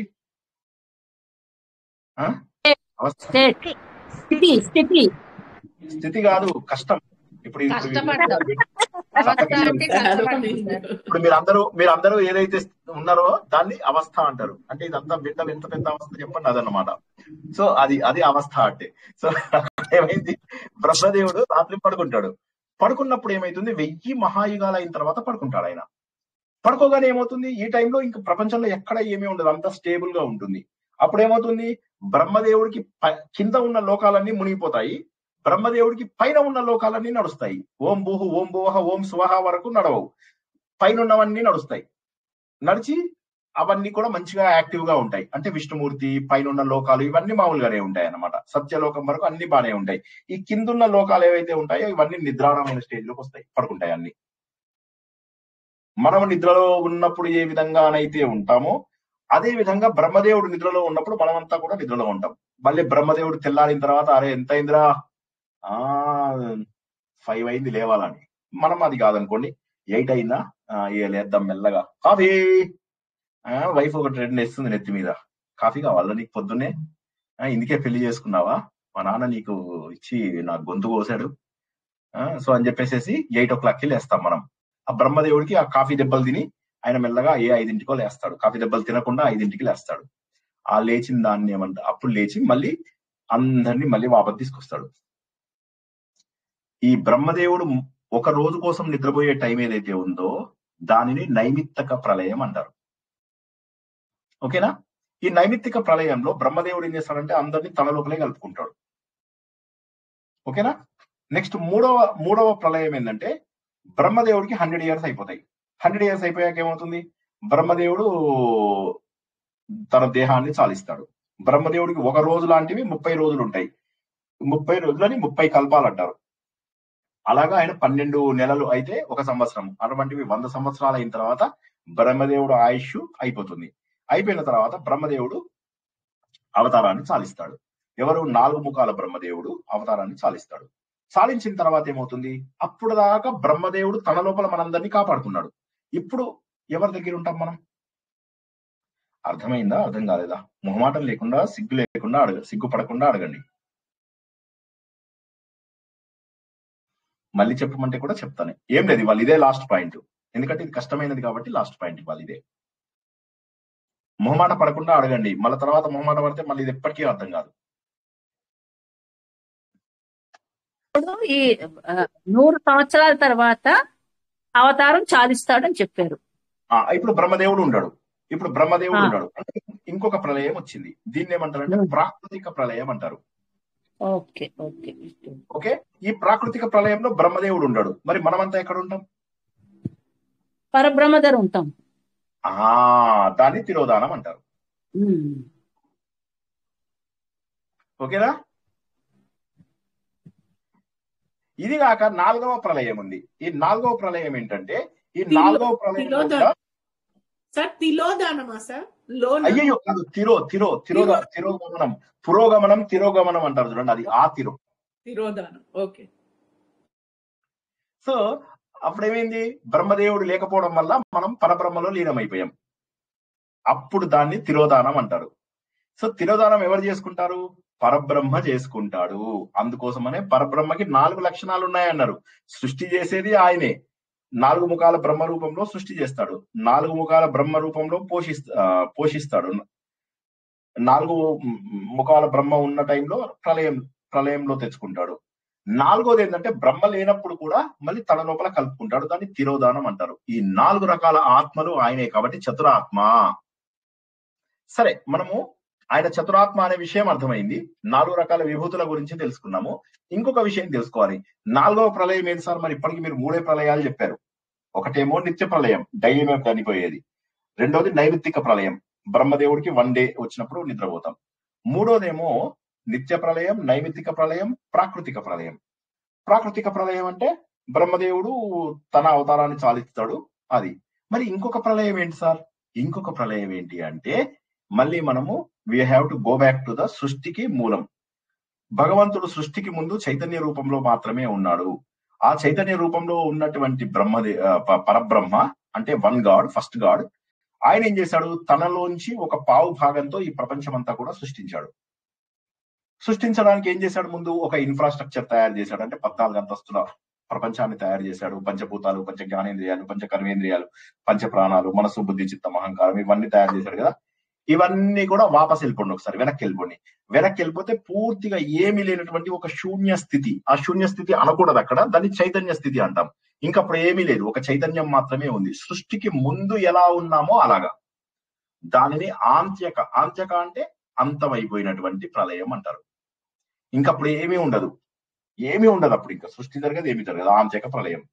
దానిని మనము నాసదీయ సూక్తంలో తెలుసుకుంటాం. నాసదీయ సూక్తంలో ఏంటి, సృష్టికే పెహలే సత్నత అసత్ భీనత, మనం చదువుకున్నాం కదా, చిన్నప్పుడు విన్నాం మనము, దూరదర్శన్లో వినేవాళ్ళం. సత్యము అసత్యము లేనటువంటి టైము, వెలుతురు చీకటి లేనటువంటి టైము. అటువంటి సమయంలో భగవంతుడు ఒకానొక రోజు ఈ సృష్టిని చెయ్యాలని చెప్పి నిశ్చయించుకున్న తర్వాత ఈ ప్రపంచాన్ని తనలోంచే తయారు చేశాడు. ఇవన్నీ ఏవైతే తెలుసుకున్నామో ఆ శూన్య స్థితిలోకి వెళ్ళిపోదాన్ని ఆంత్యక ప్రళయం అంటారు. ఓకేనా, ఇక్కడికి ఆపుకుందాము, ఎందుకంటే ఇంకా మీకు ఓవర్ డోస్ అవుతుంది. ఇప్పుడు కేవలం ప్రశ్నలు మాత్రమే తీసుకుందాం. ఆత్మ సుఖము వీడి నీ ఆట కొరకు పాత్ర పోషణ చేసి సూత్రధారి, విశ్రమించదని పాదం ఆశ్రయించి పరమ కరుణాంతరంగా శ్రీ పాండురంగ. జై శ్రీకృష్ణ. ఇవాళ ఎక్కువ చెప్పలేకపోయాను, ఏమనుకోవద్దు, ఎందుకంటే ఇది నాకు తెలుసు చాలా స్లోగా వెళ్తున్నామని.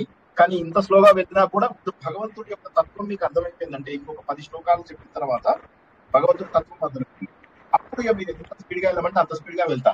ఇప్పుడు స్లోగా వెళ్తున్నారు సార్, మీరు చాలా స్లోగా వెళ్తున్నారు అంటే మరి ఏం చేద్దాం, మీరు చెప్పేమంటే స్పీడ్ గా చెప్పేస్తా, మీకు ఎట్లా కావాలంటే అట్లా చెప్తా.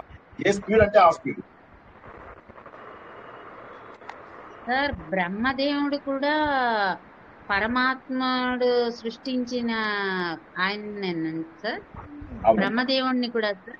మరి బ్రహ్మ విష్ణు మహేశ్వరులు ముగ్గురు సమానం అని అంటారు కదా సార్, మరి అవునమ్మా, ముగ్గురు దేవతలని సమానం అంటారు కదా. అవును, కరెక్ట్ మీరు అన్నది. ఇప్పుడు తప్పని ఎవరన్నారు చెప్పండి. అంటే బ్రహ్మదేవుడు కూడా పరమాత్మ.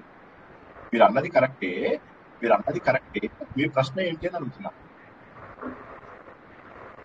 మీరు అన్నది కరెక్టే, మీ ప్రశ్న ఏంటో చెప్పండి. ఫస్ట్ అంటే బ్రహ్మదేవుణ్ణి సృష్టించింది కూడా పరమాత్ముడే అని చెప్తున్నారు కదా సార్. మరి ముగ్గురు ఈక్వలే కదా అని నేను అడుగుతున్నాను సార్. అప్పుడు ఆయన ఎలా సృష్టిస్తారు? ముగ్గురు సమానమే కదా సార్, అది నేను అడుగుతున్నాను. మీరు ఇది ఫస్ట్ క్లాస్ అమ్మా నాది, ఇంతకు ముందు ఎప్పుడైనా అటెండ్ అయ్యారా? విన్నాను సార్ ఇంతకు ముందు. ఓకే, వింటే మీకు తెలిసి ఉండాలి బహుశా. మనం నారాయణీయంలో చెప్పుకున్నాము, భాగవతంలో చెప్పుకున్నాము, ప్రతి చోట చెప్పుకుంటూనే ఉన్నాం. ఇది ఒక్కసారి మళ్ళీ చెప్తాను. అయినా కూడా పరబ్రహ్మ అనేవాడు ఒకటే, రూపం లేనటువంటి ఒక వ్యక్తి, ఒక చైతన్యం అంతే. ఆ చైతన్యం ఏదైతే ఉందో, ఈ చైతన్యము తనలోని శక్తి ఏదైతే ఉందో, ఈ శక్తిని అనేక విధాలుగా విభజించుకుంది. It has divided its own power into multiple areas. తనలోని శక్తిని సృష్టి చేయడం కోసం అని బ్రహ్మదేవుడిని, లయం చేయడం కోసం అని చెప్పేసి శివుడిని, స్థితి చేయడం కోసం అని విష్ణువుని, ఇంద్రియాలలో శక్తిని ఇవ్వడం కోసం ఇంద్రుడుగాను, మరణం ఇవ్వడం కోసం అని యముడుగాను, సృష్టికి ఉపయోగపడేలాగా చేసే వాళ్ళని ప్రజాపతులుగాను, దిక్కుల రూపం లోపల దిగ్దేవతలని, వేడి రూపంలో అగ్నిని, వాయు రూపంలో వాయుదేవుణ్ణి, వర్షం ఇవ్వడానికి వరుణదేవుణ్ణి, ఇలాగా తనలోంచే అనేక శక్తులను ఒకే పరబ్రహ్మ విడుదల చేశాడు. ఓకేనా? సో వీళ్ళందరూ కూడా ఆయన యొక్క అంశలే. ఒకే శక్తి, ప్రపంచమంతా ఉన్నది ఒకే శక్తి. వీళ్ళందరికీ రూపం ఎందుకు ఇచ్చుకున్నాం మనము? మనకు కన్వీనియంట్ గా అర్థం కావడం కోసం అని ఇచ్చుకున్నాము. ఉదాహరణకి నేనున్నాను, నా పేరు శ్రీనివాస్. నేను ఆఫీస్కి వెళ్తే నన్ను సాఫ్ట్వేర్ ప్రొఫెషనల్ అంటారు, ఇంట్లో ఉంటే భర్త అంటారు, పిల్లలు నన్ను తండ్రి అంటారు, నా స్నేహితులు నన్ను మిత్రుడు అంటారు. ఓకేనా? సో నేను చేసేటటువంటి పనిని బట్టి నాకు పేరు పెట్టారు, కానీ వీళ్ళందరూ వేరు వేరు వ్యక్తులు అంటారా సునీత గారు? లేదు సార్, లేదు. వీళ్ళందరూ ఎవరు? శ్రీనివాస్ వృత్తుల్లో ఉన్నవాళ్ళు. అదే విధంగా పరబ్రహ్మ కూడా ఏం చేస్తాడంటే తన శక్తిని ఇస్తాడు, తన శక్తిని ఉపసంహరించుకుంటాడు. ఆ ఉపసంహరించుకున్నప్పుడు సృష్టి చేయడానికి ఏదైతే శక్తి తనదుందో అది బ్రహ్మదేవుడి రూపంలో వ్యక్తమవుతోంది. అవ్యక్తం మళ్ళీ బ్రహ్మదేవుడి రూపంలోంచి తన రూపంలో కల్పిస్తున్నాడు. ఓకేనా? ఓకే సార్, విష్ణువుని చేసే విభూతి పేరేం సార్? శివుడిది శ్రీ విభూతి, విష్ణువుది చెప్పండి, ఎవరైనా చెప్పండి. ఇంతమంది విన్నారు కదా, ఎవరైనా చెప్పగలరా? తిరుమాన విభూతి సార్. తిరుమాన తిరుమణి, తిరుమాన ఏదన్నా కూడా కరెక్ట్. తిరుమణి అని కొంతమంది అంటారు, తిరుమానము అని కొంతమంది. తిరు అంటే మంచిది అని, మణి అంటే శ్రేష్టమైనది అని చెప్పేసి తిరుమణి, తిరుమాన ఏదన్నా కూడా తప్పులేదు. ఇంకా ఏ ప్రశ్నలున్నా అడగండి. అయిపోయింది, వాటికి ప్రవచనం అయిపోయింది. ఇవాళ ఎక్కువ తెలుసుకోలేదు. మీకు వచ్చే వారం నుంచి సూపర్ ఫాస్ట్ గా చెప్పమంటే చెప్తాను. మీకు ఎలా చెప్పమంటే అలాగా. అర్థం చేసుకుంటామంటే సూపర్ ఫాస్ట్ గా వెళ్ళిపోదాం అంటే వెళ్ళిపోదాం. నోట్స్ రాయలేము సార్, మళ్ళీ నోట్స్ రాసుకోవాలనుకుంటున్నాము, రాయలేము అందుకని. సార్, ఇప్పుడు మీరు ప్రళయాలు చెప్పారు కదా సార్, అది కొంచెం ఒకసారి వివరించండి సార్. అంటే షార్ట్ కట్ లో వివరించండి సార్. అది షార్ట్ కట్ ఎందుకు చెప్తా? నేను ఎప్పుడైనా షార్ట్ కట్ లో చెప్పడం విన్నారా? ఇంతమంది స్టూడెంట్స్ ఎవరైనా షార్ట్ కట్ లో చెప్తారా? నేను అట్లా లేదు. మనం చెప్తే ఏదైనా డీటెయిల్ గానే చెప్తాం, అట్లా షార్ట్ కట్ లో చెప్పం. ప్రతిరోజు మనం పడుకుంటామా, నిద్రపోయినప్పుడు లేస్తామా, ఆ లేచినప్పుడు ఇదే శరీరంలో లేస్తే ఓకే. ఇదే శరీరంలో లేవకుండా వేరే శరీరంలో లేచామనుకోండి, అప్పుడు దీన్ని నిత్య ప్రళయం అంటారు. అంటే ప్రతిరోజు కూడా మనకు జరిగేటటువంటి ప్రళయం. ఓకేనా? ఇది మొదటిది. రెండవది ఏంటి? నైమిత్తిక ప్రళయం. నైమిత్తిక ప్రళయం అంటే నిమిత్తము ద్వారా జరిగేది, ఒక కారణం ద్వారా జరిగేది. బ్రహ్మదేవుడు ఏంటి? బ్రహ్మదేవుడికి 100 ఏళ్ళు ఉంటాయి. 100 ఏళ్లలో ఆయనకి ఒక రోజు, ఒక నెల, ఒక సంవత్సరము, ఇలా 100 ఏళ్ళు బతుకుతాడు ఆయన. ఆయన ఒక రోజు ఈజ్వల్ టు మన ఒక రోజుతో సమానం కాదు. ఆయన ఒక రోజు ఈజ్వల్ టు 1000 మహాయుగాలు ప్లస్ 1000 మహాయుగాలు. 1000 మహాయుగాలు పగలు, 1000 మహాయుగాలు రాత్రి. ఆయన ఏం చేస్తాడు? తన 1000 మహాయుగాలు పగలు ఉన్నప్పుడు సృష్టి అంతా చేస్తాడు. 1000 మహాయుగాలు రాత్రి అయినప్పుడు పడుకుంటాడు. ఆ పడుకున్నప్పుడు ఏమవుతుంది? మనందరినీ తన రూపంలో కల్పేసుకుంటాడు. దాన్ని నైమిత్తిక ప్రళయం అంటాం. అంటే మన అందరం కూడా ఆయనతో పాటు నిద్రపోతాం. ఆయన మెలకువకు వచ్చినప్పుడు మళ్ళీ మనం అందరం, ఇప్పుడు ఆయన మెలకువగా ఉన్నాడు కాబట్టి మనం అన్ని పనులు చేసుకుని అద్యత్ బ్రహ్మణ ద్వితీయ పరార్థే అనుకుంటూ మనం చెప్తున్నాం. నిద్రపోతే ఏం చేస్తాం? ఆయన నిద్రపోతే మనం కూడా నిద్రపోతాం. ఎలక్ట్రిసిటీ ఇది పెద్ద మీ ఇంట్లోపల మెయిన్ స్విచ్ పీకేస్తే ఏమవుతుంది? మిగతా పరికరాలు పనిచేస్తాయా? అన్ని నిద్రపోతాయి. అవునా కాదా? అవునా కాదా? అవును సార్, అవును. ఇంకా ఎవరన్నా చెప్పండి, ఆవిడ ఒక్కతేనా? మిగతా వాళ్ళకి అర్థమైందా లేదా? మెయిన్ పవర్ తీకేస్తే మిగతా ఇంట్లోపల మీకు 100 స్విచ్లు ఉన్నాయి. 100 స్విచ్ల్లో బయట ఉన్న ఒక్క స్విచ్ తీసేస్తే ఏమవుతుంది? నిద్రపోయారు అందరు చాలా డీప్ గా. బ్రహ్మదేవుడి కంటే ముందు నిద్రపోతారు. బ్రహ్మదేవుడు నిద్రపోతుందో లేదో తెలియదు కానీ నా స్టూడెంట్స్ మాత్రం చాలా బాగా నిద్రపోతారు. ఇది నేను సర్టిఫై చేయగలను. ఏదైనా సర్టిఫికేషన్ ఇస్తే మేము బాగా నిద్రపోతాము అని చెప్పి ఒక సర్టిఫికేట్ నా దగ్గర అడగండి, అందరికి నేను స్టాంప్ వేసి ఇస్తా. మా స్టూడెంట్స్ చాలా బాగా నిద్రపోతారు. డైలీ 9 o'clock వాళ్ళ ఎక్కువ లేట్ కూడా కాదు. డైలీ 9 o'clock స్టార్ట్ అవుతుంది నిద్ర. సో ఎప్పుడైతే మనము స్విచ్ తీసేస్తామో అప్పుడు మిగతా ప్లగ్ పాయింట్లు అన్ని కూడా నిద్రపోతాయి. అదే విధంగా బ్రహ్మదేవుడు కూడా ఎప్పుడైతే నిద్రపోతాడో మనం అందరం కూడా ఆయనతో పాటు నిద్రపోతాం. ఈ పాయింట్ అర్థమైందా? దీన్ని నైమిత్తిక ప్రళయం అంటారు. అర్థమైందా లేదా? అర్థం కాని వాళ్ళు అడగండి, మొహమాటం లేకుండా అడగండి, ఎన్నిసార్లు అయినా చెప్తాను. మూడవది ఏంటంటే బ్రహ్మదేవుడికి 100 years అయిపోతాయి. బ్రహ్మదేవుడికి వన్ డే ఇలాగా ఆయనకి కొన్ని కల్పాలు, 30 కల్పాలు అయితే ఒక నెల, అలాంటివి 12 నెలలు అయితే ఒక సంవత్సరం. అటువంటి 100 సంవత్సరాలు అయిపోయిన తర్వాత బ్రహ్మదేవుడి యొక్క శక్తి తగ్గిపోతుంది. ప్రతి దానికి ఒక ఎక్స్పైరేషన్ డేట్ ఉంటుంది. భగవంతుడు ఏం చేస్తాడంటే తన శక్తిని విత్డ్రా చేసుకుంటాడు. విత్డ్రా చేసుకునేసరికి ఈ బ్రహ్మదేవుడు ఎవరైతే ఉన్నాడో ఈ బ్రహ్మదేవుడు వెళ్ళిపోయి కొత్త బ్రహ్మదేవుడు వస్తాడు. ఆ వచ్చే వరకు తన లోపల దేవుడు తిరోధాన రూపం లోపల ఉంచుకుంటాడు. దీన్ని ప్రాకృతిక ప్రళయం అంటారు. ఇక 4వదైనటువంటి దాన్ని ఆంత్యక ప్రళయం అంటారు. ఆంత్యక ప్రళయం అంటే ఏంటంటే భగవంతుడు ఈ సృష్టి మొత్తము చేసే ముందు ఒక శూన్యం అని అనకూడదని చెప్పాను, కానీ మీకు అర్థం కావాలని మాత్రమే శూన్యం అంటున్నాను. ఒకానొక శూన్యం ఉండేది అంతే. ఈ ప్రపంచం మొత్తము ఏమీ ఉండేది కాదు. జీవులు లేవు, సూర్యుడు లేడు, చంద్రుడు లేడు, 14 లోకాలు లేవు, లక్షల లోకాలు లేవు, కోట్లాది జీవరాశులు లేరు. ఎవ్వరూ లేకుండా సృష్టికి పూర్వం ఒక చైతన్యం ఉండేది. ఆ చైతన్యాన్ని మనం నాసదీయ సూక్తంలో తెలుసుకుంటాము. అందులో ఆ చైతన్యం ఉన్నప్పుడు భగవంతుడు ఒకానొక రోజు ఈ సృష్టి మొత్తం ఏర్పరిచాడు అని చెప్పి తెలుసుకున్నాం. ఇప్పుడు ఏంది, రివర్స్ వెళ్ళండి. సృష్టి మొత్తము వద్దు అని చెప్పి అనుకున్నప్పుడు మళ్ళీ ఆ చైతన్య రూపంలోకి వెళ్ళిపోతుంది. దాన్ని ఆంతరిక ప్రళయం అంటారు. అంటే ఇంకప్పుడు మన ఇవేమీ ఉండవు. ఈ ప్రపంచం ఉండదు, ఈ 14 లోకాలు ఉండవు, ఈ 14 లోకాలలో ఉన్నటువంటి లక్షల లోకాలు ఉండవు, ఈ కోట్ల లోకాలలో ఉన్నటువంటి కోట్లాది కోట్ల జనాలు ఉండరు, ఎవ్వరూ ఉండరు, ఏమీ ఉండరు, ప్రకృతి ఉండదు, ఏమీ ఉండదు. ఒక చైతన్య శక్తి లోపల మనం అందరము కలిసిపోతాము. దాన్ని ఆంతరిక ప్రళయం అంటారు. ఏ పాయింట్ అర్థం కాకపోయినా సిగ్గుపడకుండా అడగండి. ఎందుకంటున్నానంటే ఇప్పుడు మనం తెలుసుకునేది దేవుడి గురించి, దేవుడి తత్వాన్ని గురించి. దేవుణ్ణి రూపంతో చూడడం ఆపేసి దేవుణ్ణి తత్వంతో చూడండి. ఎందుకు తత్వంతో చూడాలి? దేవుడు విష్ణుమూర్తి లాగా ఉంటాడు లేదా శివుడు లాగా ఉంటాడు అంటే అయిపోదా? అయిపోతుంది. కానీ అది ప్రాథమిక దశ. కానీ మరి విష్ణు సహస్రనామం నేర్చుకుంటున్నారు అంటే విష్ణువు యొక్క లక్షణాల ద్వారా ఆయనని అర్థం చేసుకోవడానికి ప్రయత్నం చేయాలి. కరెక్టే కదా? దేవుడు ఇలా ఉంటాడు, రాముడు లాగా ఉంటాడు, పూజ చేసుకుంటే కొబ్బరికాయలు కొడతారు, విభూతులు ఇస్తారు, అభిషేకం చేస్తారు, పూజలు చేస్తారు, పురస్కారాలు చేస్తారు, బట్టలు వేసుకుంటారు, అందరినీ పిలుస్తారు, కబుర్లు చెప్తారు, డాన్సులు చేస్తారు, కర్రలు కొడతారు, ఈ పిచ్చి పనులన్నీ చేస్తారు. కాబట్టి మనం ఏంటంటే భగవంతుడి యొక్క అసలు రూపాన్ని గుర్తించడానికి ప్రయత్నం చేస్తున్నాం. విష్ణు సహస్రనామం అంటేనే భగవంతుడి యొక్క అసలు స్వరూపము. జై శ్రీకృష్ణ. నమస్కారం సార్. నమస్తే మేడం. బ్రహ్మకి పగలు 1000 యుగాలు, రాత్రి 1000 యుగాలు అన్నారు కదా సార్. యుగాలు కాదు, మహాయుగాలు. కరెక్షన్ 1000 మహాయుగాలు. చెప్పండి. 1000 మహాయుగాలు అన్నప్పుడు ఆయన నిద్రపోతున్నప్పుడు సృష్టి అనేది ఉండదంటారా? కరెక్ట్. మొత్తము నిద్రాణమై ఉంటుంది. కరెక్ట్. ఆయన పడుకున్నప్పుడు ఏదైతే ఉంటుందో అది నిద్రాణమైనటువంటి స్థితి. అంటే ఇప్పుడు ఏం చెప్పాను మీకు, ఒక పవర్ ప్లగ్ పీకేగానే ఇంట్లో ఉన్నటువంటి డివైజెస్ అన్ని ఆగిపోతాయా లేకపోతే పని చేస్తాయా?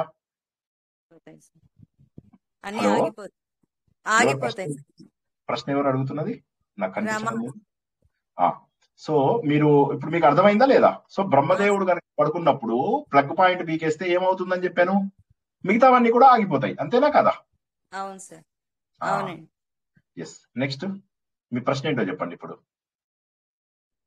అంతకాలం మరి సృష్టి జరగకుండా ఉంటుందా అని అంతే. కరెక్ట్. అంతకాలం మనం నిద్రలో ఉంటాం.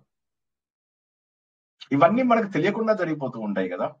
మనకు ఆఫ్టర్ ఆల్ మనం బతికేది ఎంత చెప్పండి? 100 ఏళ్ళు, 120 ఏళ్ళు బతుకుతాం. మాక్సిమం ఎంత బతుకుతాం? 120 years అకార్డింగ్ టు జ్యోతిష్యం.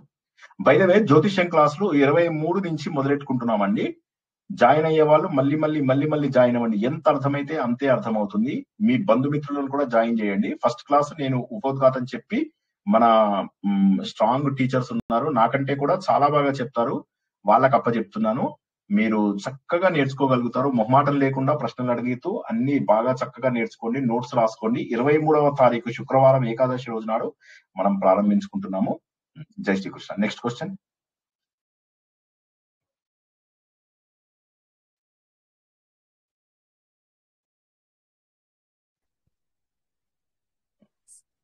సార్ నమస్కారం సార్. నమస్తే మేడం. మీరు స్టార్టింగ్ లో చెప్పినట్టు మనం కష్టాలు అనుభవిస్తుంటే కర్మలు కరిగించుకోవడం అని అర్థమా సార్? కష్టాలు అనుభవించినా సుఖాలు అనుభవించినా కూడా కర్మలు కరిగించినట్టే. కరెక్ట్. సుఖాలు అనుభవించినా కూడా అంతే. మనము మంచి పనులు చేస్తే పుణ్యము, చెడ్డ పనులు చేస్తే పాపము వస్తాయి. పుణ్యానికి పుణ్యం అనుభవించవలసిందే, పాపానికి పాపం అనుభవించవలసిందే. పుణ్యము చేస్తే పాపాలు కొట్టుకుపోవు, పాపాలు చేస్తే పుణ్యాలు కొట్టుకుపోవు. ఓకేనా?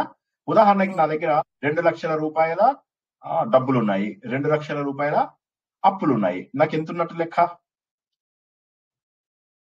నా దగ్గర 2 లక్షలు మనం అప్పు కట్టినప్పుడు తీరిపోతుంది సార్, లేకపోతే అది అలానే ఉంటుంది, ఇది ఇలానే ఉంటుంది కదా సార్. కాబట్టి 4 లక్షలు ఉన్నట్టు లెక్క. మన నిత్య జీవితంలో ఏం చేస్తాం? మనం ఈ 2 లక్షలు తీసుకెళ్లి అప్పు తీర్చేస్తాం, అయిపోతుంది, 0 అయిపోతుంది. కానీ భగవంతుడి పంచాయతీలో ఏంటంటే సుఖానికి సుఖం అనుభవించవలసిందే, కష్టానికి కష్టం కూడా అనుభవించవలసిందే. అంటే 4 లక్షలు అనుభవించాలి నేను, కాబట్టి సుఖం కూడా అనుభవించేసేయాలి. మీరు కావాలి నేను ఎంజాయ్ చేద్దాం, ఉన్నది ఒకటే జీవితం, జిందగీ నా మిలేగి దోబారా. ఓ సూపర్. ఆ లాజిక్ బాగానే ఉంది, కానీ దేవుడు ఇవ్వాలనుకుంటే మీకు అది జరుగుతుంది. కానీ ఏం జరుగుతుంది మరి? మన చేతిలో ఏముంది? మన చేతిలో ఏముందంటే ఇలా స్వాధ్యాయం చేయడం. దీన్ని స్వాధ్యాయం అంటారు. స్వ అధ్యాయం, మన సొంత అధ్యాయాన్ని ప్రారంభించుకుంటున్నాము. సొంత అధ్యయనాన్ని అధ్యయనం అంటే చదువుకోవడం.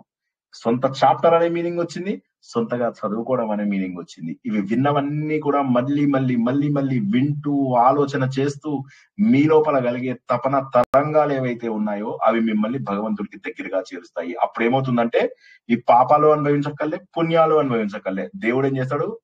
పుల్ల గీసి, అగ్గి పుల్ల గీసి దాని మీద పడేస్తాడు. అగ్గి పుల్ల భగ్గుమంటది అని ఇలా పడేస్తాడు. దాని మీద పడేయగానే మొత్తం అన్ని కాలిపోతాయి, పాపాలు పుణ్యాలు అన్ని కాలిపోతాయి.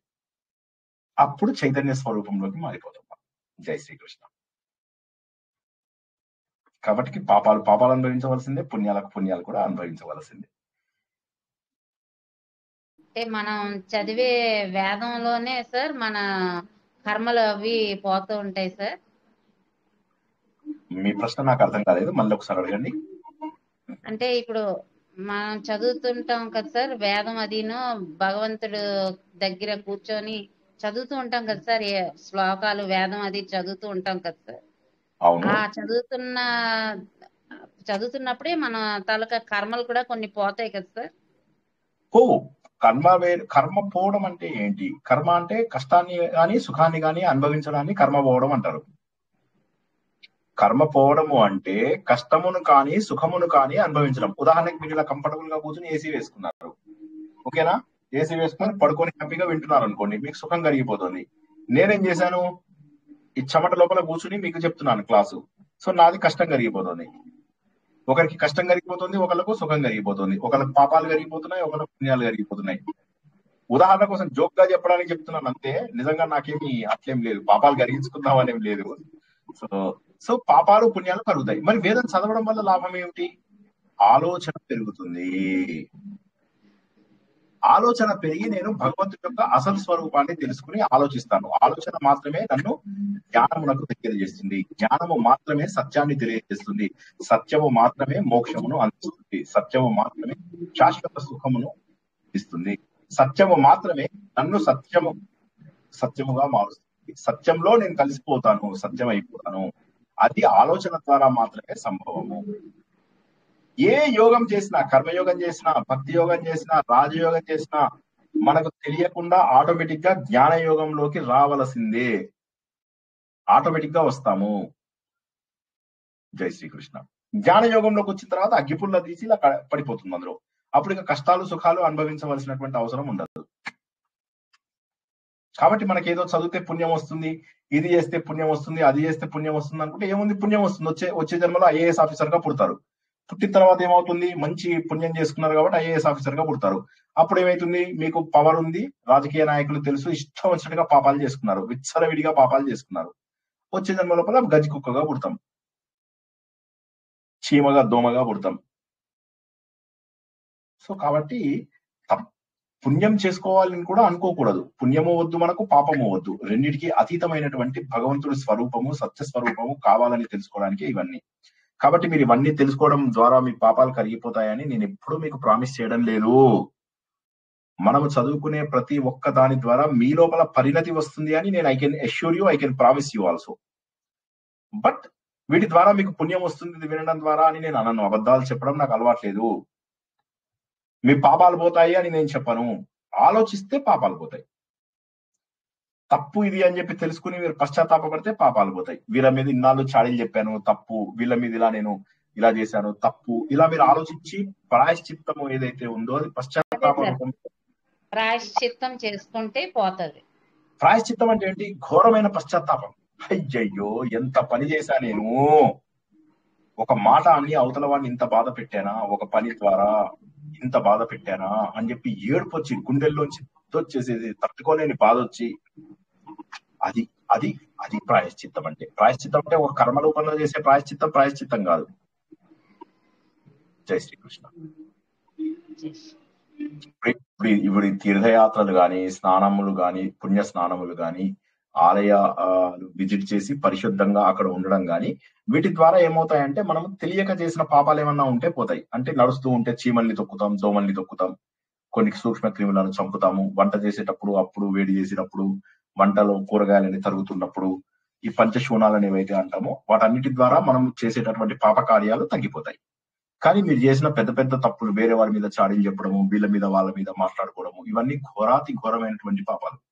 ఈ ఘోరాతి ఘోరమైనటువంటి పాపాలు మనకేమైతుందంటే నేరాలు చెప్పుకోవడం సరదా, పాపాలు చేయడం అంటే సరదా. అందరూ సుఖంగా ఉండాలనుకుంటారు కానీ పాపాలు చేస్తారు. అందరూ సుఖంగానే ఉండాలనుకుంటారు, ఎవ్వడు పాపం. మరి అందరూ కూడా పుణ్యం చేయాలి అని ఎవ్వడం అనుకోడు. మరి అందరికి మంచి జరగాలనుకుంటారు కానీ పుణ్యము చెయ్యరు. పాపాలు మాత్రం ఘోరంగా విచ్చలవిడిగా చేస్తూ ఉంటారు. ఒక వ్యక్తి పైన చెడుగా మాట్లాడినా, ఒక వ్యక్తికి చెడుగా చెప్పినా, వేరే వాళ్ళ దగ్గర చెడుగా చెప్పినా, అందులో మీరు చూసినట్లయితే ఆధ్యాత్మిక మార్గంలో ఉన్న వాళ్ళు కూడా వేరే వాళ్ళ గురించి ఎంత దారుణంగా మాట్లాడుతూ ఉంటారు. నేరాలు, చాడీలు, సత్యం పలకరు. అక్కడ వాళ్ళు సత్యం పలకరు, అబద్ధాలు చెప్తారు. చాడీలు అంటే అబద్ధాలు చెప్పడం. అబద్ధాలు చెబుతూ బతుకుతున్న వాళ్ళు ఎంతమందో ఉంటారు. వాళ్ళందరూ బానిసలుగా చేసుకుని, వాళ్ళకేదో గుంపులుగా చేసుకుని ఒక 10 మంది దగ్గర గురువుని అనిపించుకోవాలని, డబ్బు తీసుకోవాలని, గుర్తింపు కోసమో, డబ్బు కోసమో, లేదా అమ్మాయిల కోసమో, ఈ మూడింటి కోసం మాత్రమే ఇప్పుడున్నటువంటి 99% గురువులు పనిచేస్తున్నారు. 99 కాదు, 99.999% గురువులందరూ కూడా ఈ మూడింటి కోసమే పనిచేస్తున్నారు.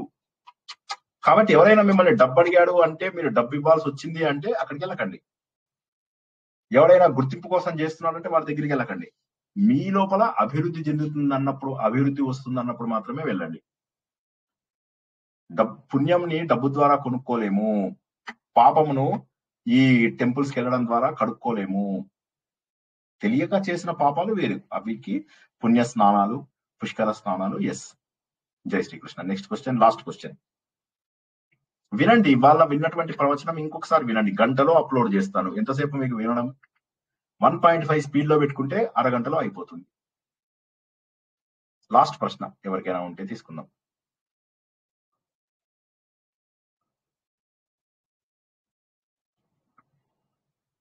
అందరినీ కూడా భగవంతుడు ఆలోచన చేసేటటువంటి దారిలోకి తీసుకెళ్తాడని, భగవంతుడి యొక్క అసలు స్వరూపం తెలుసుకోవడానికి మాత్రమే విష్ణు సహస్రనామం ఉపయోగపడుతుందని, విష్ణు సహస్రనామంలో చెప్పినట్టుగా భగవంతుడి యొక్క పూర్ణ స్వరూపాన్ని తెలుసుకుంటానని, ఆ స్వరూపం నాలోనే ఉంది అన్న సత్యాన్ని గుర్తిస్తానని, సత్యం గుర్తించడం మాత్రమే నా జీవిత లక్ష్యమని మళ్ళీ తెలుసుకుంటూ ఈ శక్తి అందరికీ కూడా ఉండాలని, అందరి లోపల కూడా భగవంతుడి శక్తిని కల్పించాలని ఆశిస్తూ ఈ రోజు ప్రవచనాన్ని ఇక్కడికి ముగించుకుందాం. జై శ్రీకృష్ణ. రాధే కృష్ణ.